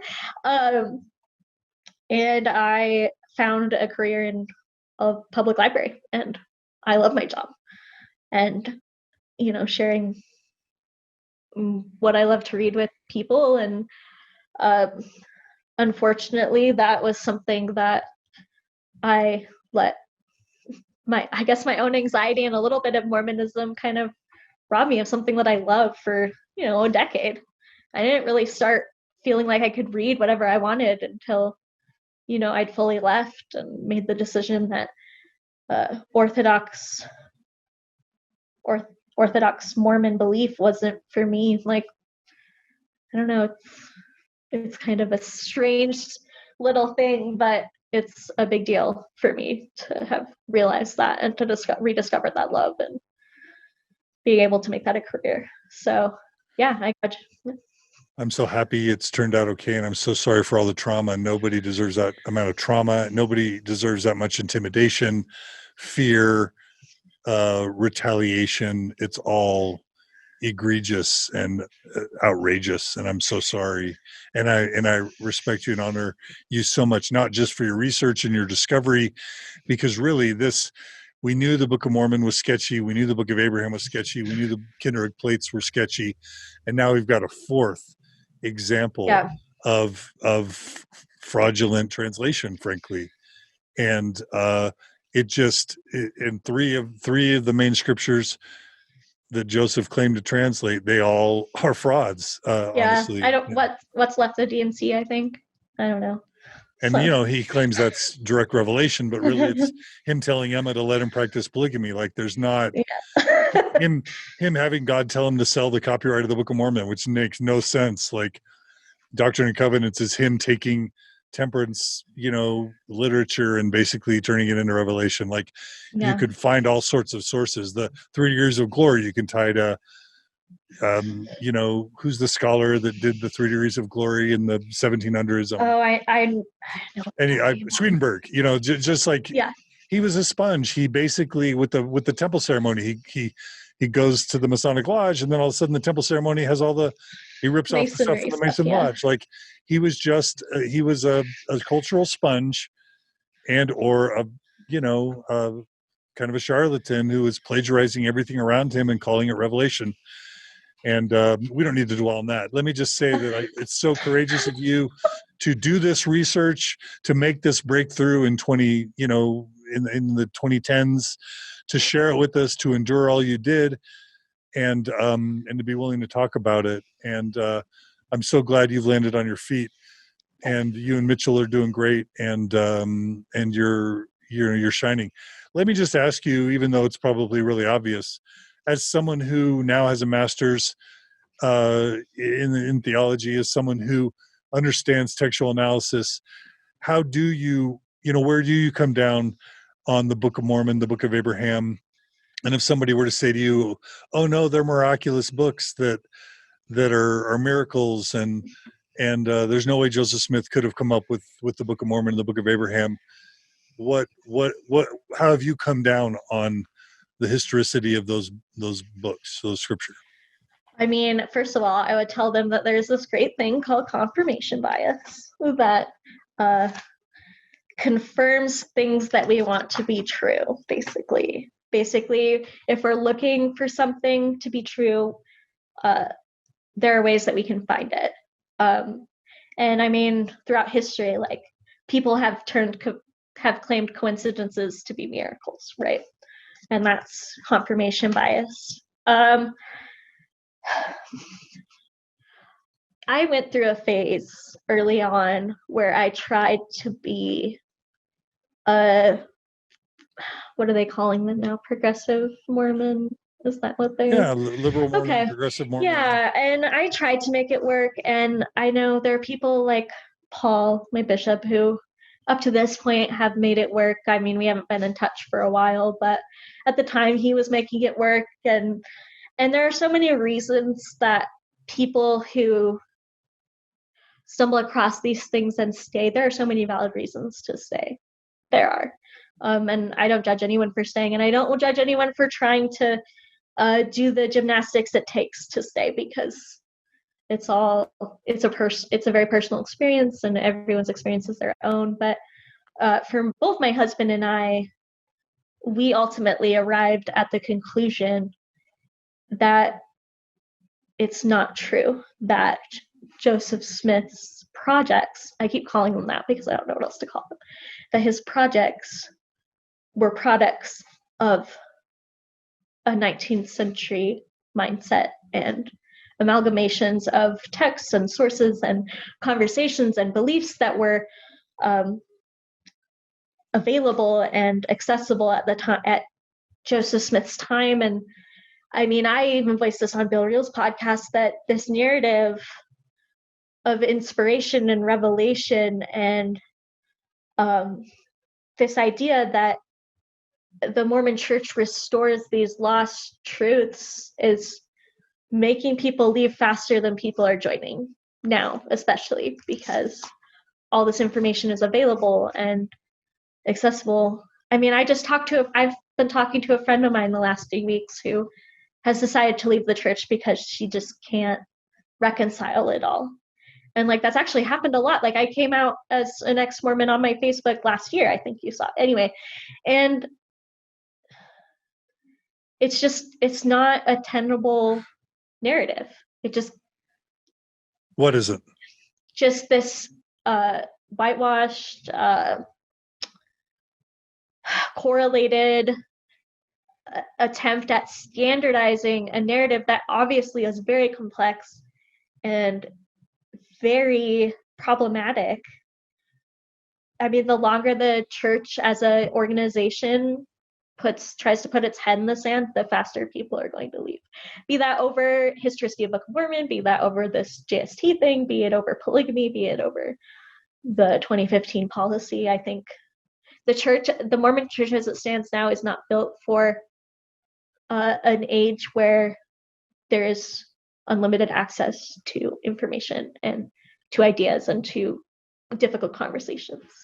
If somebody says, "No, wait, Haley, there's no way Joseph Smith could write the Book of Mormon in," they like to say 70 or 80 days or whatever they say. Yeah. It's too complex, it's too sophisticated, it's too amazing, it's too inspiring, it's a genius work, and he could have never produced that book. What do you say to that? I would say there's obviously evidence that he didn't need to be able to produce it out of thin air. That there were already... It's really easy to write a book really quick if someone's already written half the book for you. That's basically what I'm saying. As we've seen with parts of the Book of Mormon and with the JST, he was obviously relying on outside sources. And yeah, maybe he wasn't educated enough to know what's the story, to know that Jerusalem had walls around it. Maybe not. but he was smart enough to be able to take somebody else's work and use it in a way that made him look inspired. And I don't pretend to know his intentions. I have no idea what his intentions are. I don't pretend to know the intentions of the current leaders of the Mormon Church. But at the very least, he intentionally used sources to create what he claimed to be inspired texts and marketed them to followers as inspiration and revelation. And I don't, we can see from the evidence that's incorrect. And there will still be people who say, oh, no, that's just, a horse is a tapir or whatever, whatever they want to say. Steel isn't steel. Yeah. And there will always be apologists. There are apologists for everything. But I think if you really take a hard look at the evidence, and if you are, I don't want to offend people, if you are intellectually honest with yourself, I think there are things that you have to acknowledge aren't the way the church has always said they are. And for me, that meant that I couldn't stay. That doesn't mean that for everybody. There Sure. are people, who have wrestled with these issues, and for whatever reason, they have a home in the Mormon church, and that's fine. And I don't judge anyone for it. But for me and my husband, our path led us out of the church, and we aren't upset about that. Sure. Thanks for talking about that. So one of the things we've talked about previously, this new book, okay, so on Mormon Stories we covered in the past, Spencer Fluman, who's the head of the Maxwell Institute, we have him recorded in a multi-hour conversation with some people who are questioning the church. He tells them in the interview, he acknowledges all the historical problems of the Book of Mormon, all the archaeological problems. Like you said, the church can't hide from that. What Spencer Fluman does when he's in this private meeting with these people is he says, maybe the Book of Mormon isn't Joseph's grandest translation, maybe it's Joseph's grandest revelation. And he basically sets the stage for this change of framing where, just like you guys tried to do in this article, which is, okay, Joseph Smith translation wasn't a translation, even though we called it a translation. He called it a translation.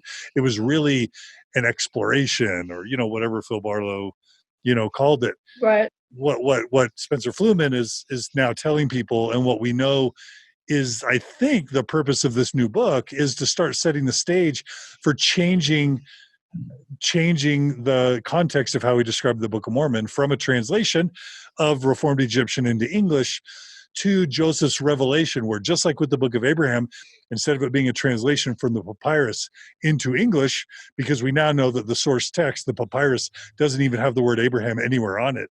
So it certainly couldn't have been a book written by Abraham, leading to the Book of Abraham. Now that we know that the Book of Mormon has all these massive problems with swords and steel and horses and wheat and barley and silk and languages and no Hebrew, and talking about Jesus before he was born, all these problems with the Book of Mormon.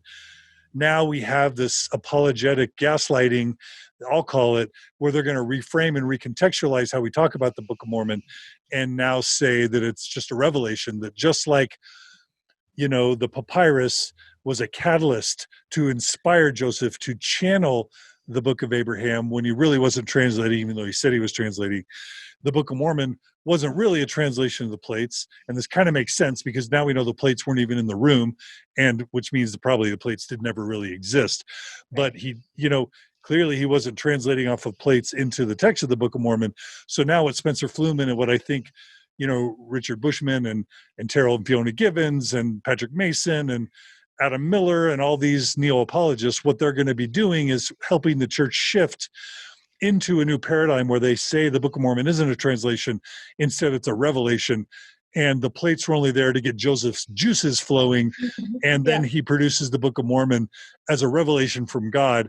And for me, that's a total shell game. It's a sleight of hand, and it's a massive act of gaslighting that is super unethical and disingenuous. Is that, how do you read this new book that's coming out, Producing Ancient Scripture? it's got faithful, we know Brian Haglid, now that he's been on our Radio Free Mormon, we know that his beliefs are nuanced, but it's got Mark Ashurst McGee and Michael Hubbard McKay, faithful, church scholars. Do you think that this is the direction that the church is moving? And is there anything else you want to say about this book that's come out? That question might be a little bigger than me, but I feel like I get the sense that the church is doing with this what it did with the gospel topics essays, right? So we kind of saw a first wave of this sleight of hand, I guess, by posting these gospel topics essays that address some of these issues, and then coming back and saying, oh, well, yeah, of course, this is the case. Let's hear in our approved essays. I don't know how this book will be used in very Orthodox circles. It will be interesting to see that play out, if it does play out at all. But I mean, in theory, it could be used that way. And my hope is that it will serve as a jumping off point for more critical scholarship. That's what I hope, but we will see. And if the church tries to change the narrative and say the Book of Mormon wasn't a translation, really, it was a revelation, how would you view that change in terms of ethics or honesty? I mean, the church doesn't exactly have a great track record for being transparent with the narrative, right? They like to go in and change things and then say it's always been that way. That's pretty, as you called it, gaslighting, right? It's pretty par of the course. I'm going to sound like a cynic, but I mean, I don't think this is going to be much different. I don't really have hopes that the church is going to own it and announce it over the pulpit at General Conference, Yeah. So, I mean, they're going to do what they're going to do, I guess. But. And if a new apologist says, you know what, and this is what Flumen tells people, you were misled. The CES curriculum, the church curriculum, they set you up for failure. They led you to believe that this was a literal translation. They shouldn't have done that. You were set up to believe that it's all or nothing, that it's true or false. It should never have been framed that way. Being a prophet is messy. Being a prophet, we all see through a glass darkly. And Joseph Smith was just like any of us. In fact, Flumen will say that it's inspirational, that if Joseph can be this broken and this flawed and this messy and still produce wonderful things, we just need to lower the bar on what we expect out of a prophet. And frankly, the Bible gives us really solid ground to lower the bar, because prophets do all sort of messy things in the Bible. But the new narrative is lower your bar. Joseph was broken and human, just like any of us. He was doing the best he could. Maybe polygamy was a mistake. Who knows? And let's just give Brother Joseph a break. And he was doing the best he could. And look at the wonderful inspiration that comes from a messy, flawed man. That should make us more inspired that the church is true, not less, because we're all human and Joseph's doing the best he can and we're doing the best we can. And isn't that beautiful? Is that a compelling narrative for you to maybe give Mormonism a second chance? With lowered expectations. With lowered expectations. And a new, nuanced, progressive, earthy, compassionate view of Joseph Smith. Oh, that's a hard question. So I have no interest in going back to church, because if it was as inspired as apologists and neo-apologists claim it is, why do they cast out these people who ask these hard questions, whether that's literally like excommunicating you and others, or figuratively in the sense that they create this narrative around these people who question or leave, if it was really as inspired as they say it is, why isn't it doing more good? Why isn't it helping these people instead of hurting them? If it is as inspired as it is, why won't they be upfront about all this stuff? There's that wonderful quote that's like, if something is true, then more truth can't harm it, or something like that. If it's really as inspired as it is, I mean, I guess, it can be messy, and that's fine, but it's the narrative around the messiness that is, hurting people. This narrative that it can't be talked about, or the people who want to talk about it are dangerous, or you can have thoughts about this kind of stuff, but you can't talk about them publicly. Like, it's all this very witch hunt like behavior that makes it feel uninspired, that makes it feel, and maybe I'm a little biased as someone who's been on a mission, who has seen firsthand, it's about the numbers, it's about like getting people in the door, no matter how you get them in the door, getting baptisms, no matter how you get baptisms. Like, maybe that makes me a little bit more cynical. But if it was really inspired, why is it the way it is? Why do we have to all of a sudden make excuses for it, when 50 years ago we weren't making excuses for it? Anyway, I don't know if that answers your question. No, that's great. It does. And for me, what it comes down to, and this is annoying to a neo-apologist, but it comes down to truth, right? Did Joseph Smith really receive gold plates and do whatever? And did Nephites and Lamanites and Nephi and Moroni, did they really exist? And Right. did Abraham really write the text that Joseph attributed to him through the Book of Abraham? Did God really inspire him to edit the Bible? Did God really call Joseph to start the church? And Right. if you consider it from a credibility standpoint, was Joseph Smith credible in his claims? Can we trust his credibility enough to believe all that he says really happened? Yeah. Is that a fair question? No, it is. And was Joseph credible? I've said numerous times that I don't know Joseph's intentions, but the more you get into church history and the more you dig into, I feel like every little thing that you dig into, you just find issues. Every little thing, whether it's the lost 116 pages or like Hans Mill, like the massacre at Hans Mill. Like, I went down a really long, deep rabbit hole. There is a great podcast called the Naked Mormonism Podcast with Bryce Blankenagel, who goes through every little historical thing and uses historical documents to contextualize and discuss all these things.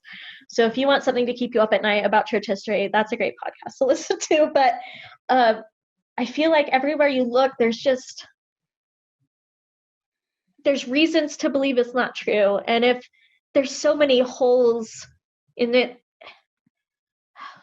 I mean, it got to the point for my husband and I where intellectually we couldn't pretend that it was true, and we didn't want to compromise our intellectual integrity and try to keep believing something that we just couldn't. It just can't be explained away. Like, people will try, and I understand and I empathize with their attempts, because you invest. I mean, I invested so much into the church of myself, and it's really terrifying when you are faced with the reality that it might not be true. And so I get the attempts of these neo-apologists to smooth things over and try to make it believable, but I personally think it doesn't work in the end when you stack everything up. Yeah, and I would just add to that, I think it's disingenuous, it's dishonest to not have a reckoning that, church taught narrative A for a century and almost 2 centuries.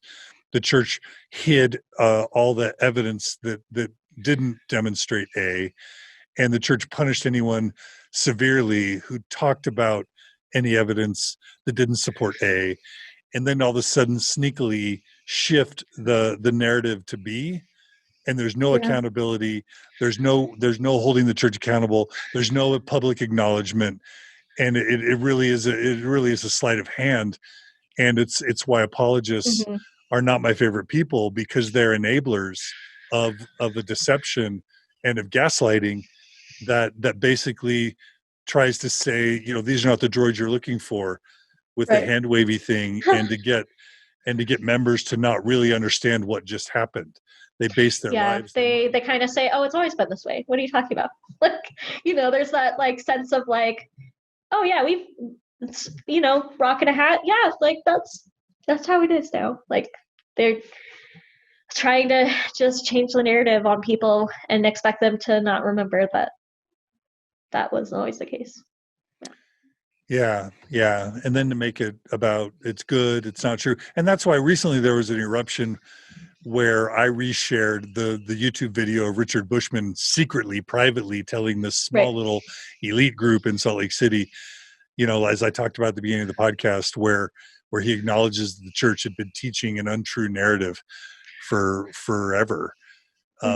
He's willing to say that privately, but he's not willing to say that publicly. And, I've heard that with Terrell and Fiona Gibbons and others. They go around and have these private firesides where they're willing to address questions of people doubting secretly and privately, and say all sorts of things that really isn't Mormonism, that really isn't what the brethren teach, that even willing to criticize the brethren and contradict the brethren, but there's no courage to say it publicly. Everything's sort of duplicitous, say it in secret, but not willing to own up to it in public. And I was even disappointed to have Richard Bushman backtrack somewhat on his private statements once they were made public. And these are good men. These are smart men. We owe a lot to them. But there's shady dishonesty going on, in my view, that these apologists are complicit in, along with all the harm where people are members because they think it's true. And then they're LGBT, or their marriage, they lose their faith, and then their marriage is in jeopardy, or they're almost kicked out of BYU, or they're suicidal, or whatever. They were in it because they thought it was true. And if it's not true, and if it's just goodish, or somewhat good, somewhat bad, and totally flawed, people would have made very, very different decisions in their lives if they had been given the full bit of information. So in that sense, there's a consent problem where people are lured into Mormonism without full understanding of what it is. And then they're not giving their consent when they're giving all their time, money, and reputation. Yeah, I remember when I first brought my questions to Paul, he looked at me and he said, Haley, you're about to find out that all the anti-Mormon lies you were told were anti-Mormon lies are actually true. And I was like, what? And it's true.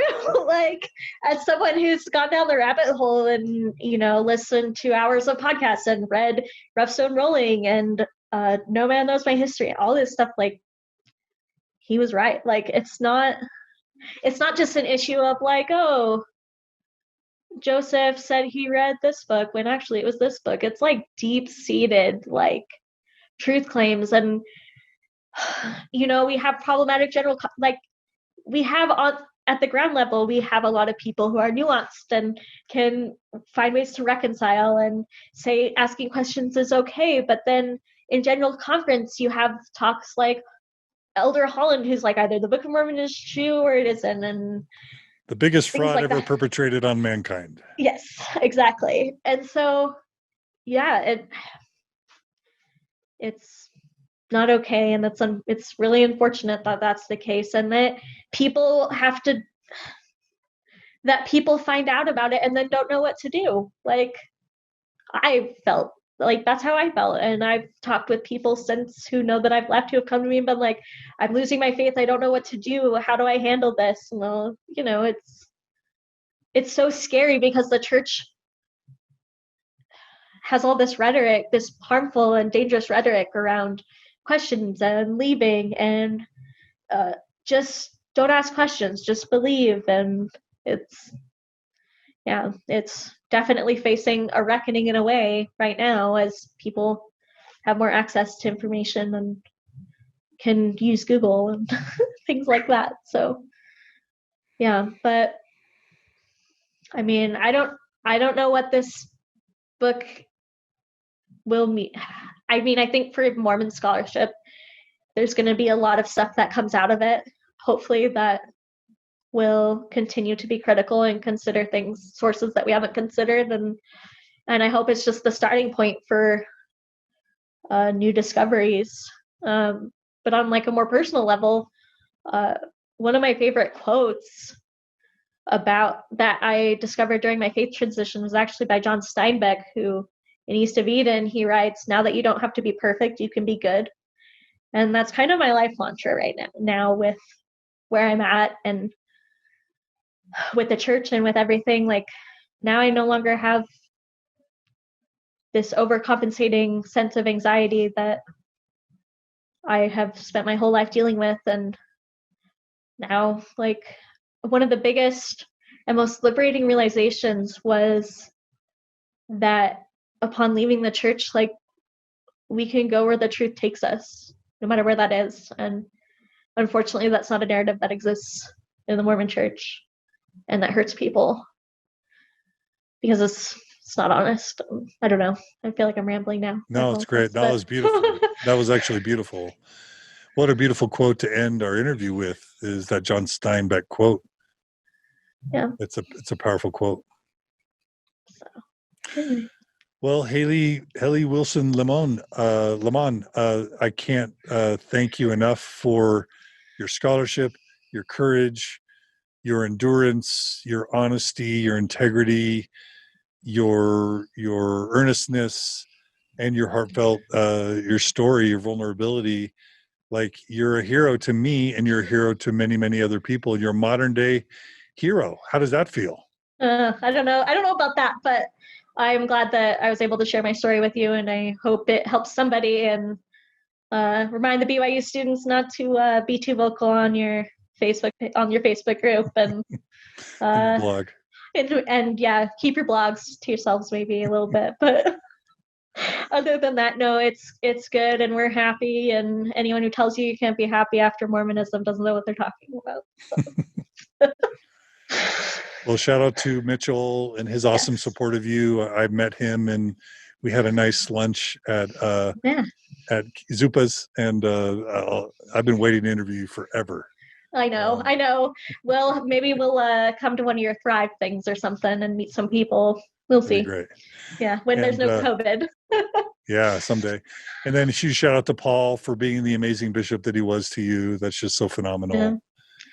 Yeah. And shout out to the BYU CAPS and Counseling Center there. And there's so many happy endings. Shout out to freaking Notre Dame and your advisors there that stood by you when cronies at BYU were trying to ruin you. Like, shout out to them. Yeah. All right, Haley. The book is Producing Ancient Scripture, Joseph Smith's Translation Projects in the Development of Mormon Christianity. The article or the chapter is A Recently Recovered Source, the use of Adam Clarke's Bible commentary in Joseph Smith's Bible translation by Thomas A. Wayment and Haley Wilson Lemmón. And shout out to Thomas Wayment for pursuing scholarship and having integrity when many BYU professors and apologists might shut this thing down because it could hurt faith, Yeah. Oh, I got the picture of the table of contents. I know it's late, but I'll send that your way so that you can contextualize that if you would like. Perfect. Well, Haley, you're awesome. Stay in touch. Yeah. And listeners, I hope you've enjoyed this episode. And thanks so much for joining us on Mormon Stories. Please comment on the blog at mormonstories.org if you have anything to comment on. Feel free to join us at the Mormon Stories Podcast Facebook community on Facebook. If you want a community of, 10 or 20,000 progressive and post-Mormons who are open about talking about things, beware there might be moles there. There certainly are moles there. So don't share things that you don't want reported to your local bishop or stake president if you're worried about that kind of thing. Please like us on Facebook. Give us a positive rating on our Facebook page, Mormon Stories Podcast Facebook page. Positive reviews on iTunes are great. And if you value programming like this and you want to see it continue, COVID has really hit donations to the Open Stories Foundation. We're fine for a year or two, but after a year or two, our future's in jeopardy because of the cash crunch resultant of COVID. So if you want to support the Open Stories Foundation, go to mormonstories.org, click on the donate button, become a monthly subscriber. And I will do this as long as you guys can support the Open Stories Foundation, which pays me and my family and allows us to pay back the decade plus of volunteer work we did for Mormon Stories and the Open Stories Foundation, and all the debt we got into to go to grad school and to do Mormon Stories instead of making the money we did at Microsoft and before. So please donate and support us if you can. Thanks to everyone who does donate and support us. And we've got a phenomenal, one more groundbreaking interview coming up very, very soon that is on the level, believe it or not, of Haley Wilson Lemmón and of Michael Coe. Believe it or not, it's that epic, and it's coming next week. So stay tuned for an even more epic, or equally epic, I should say, interview on Mormon Stories Podcast. Thanks, Haley. You take care. Bye. Thanks, listeners. See you guys soon.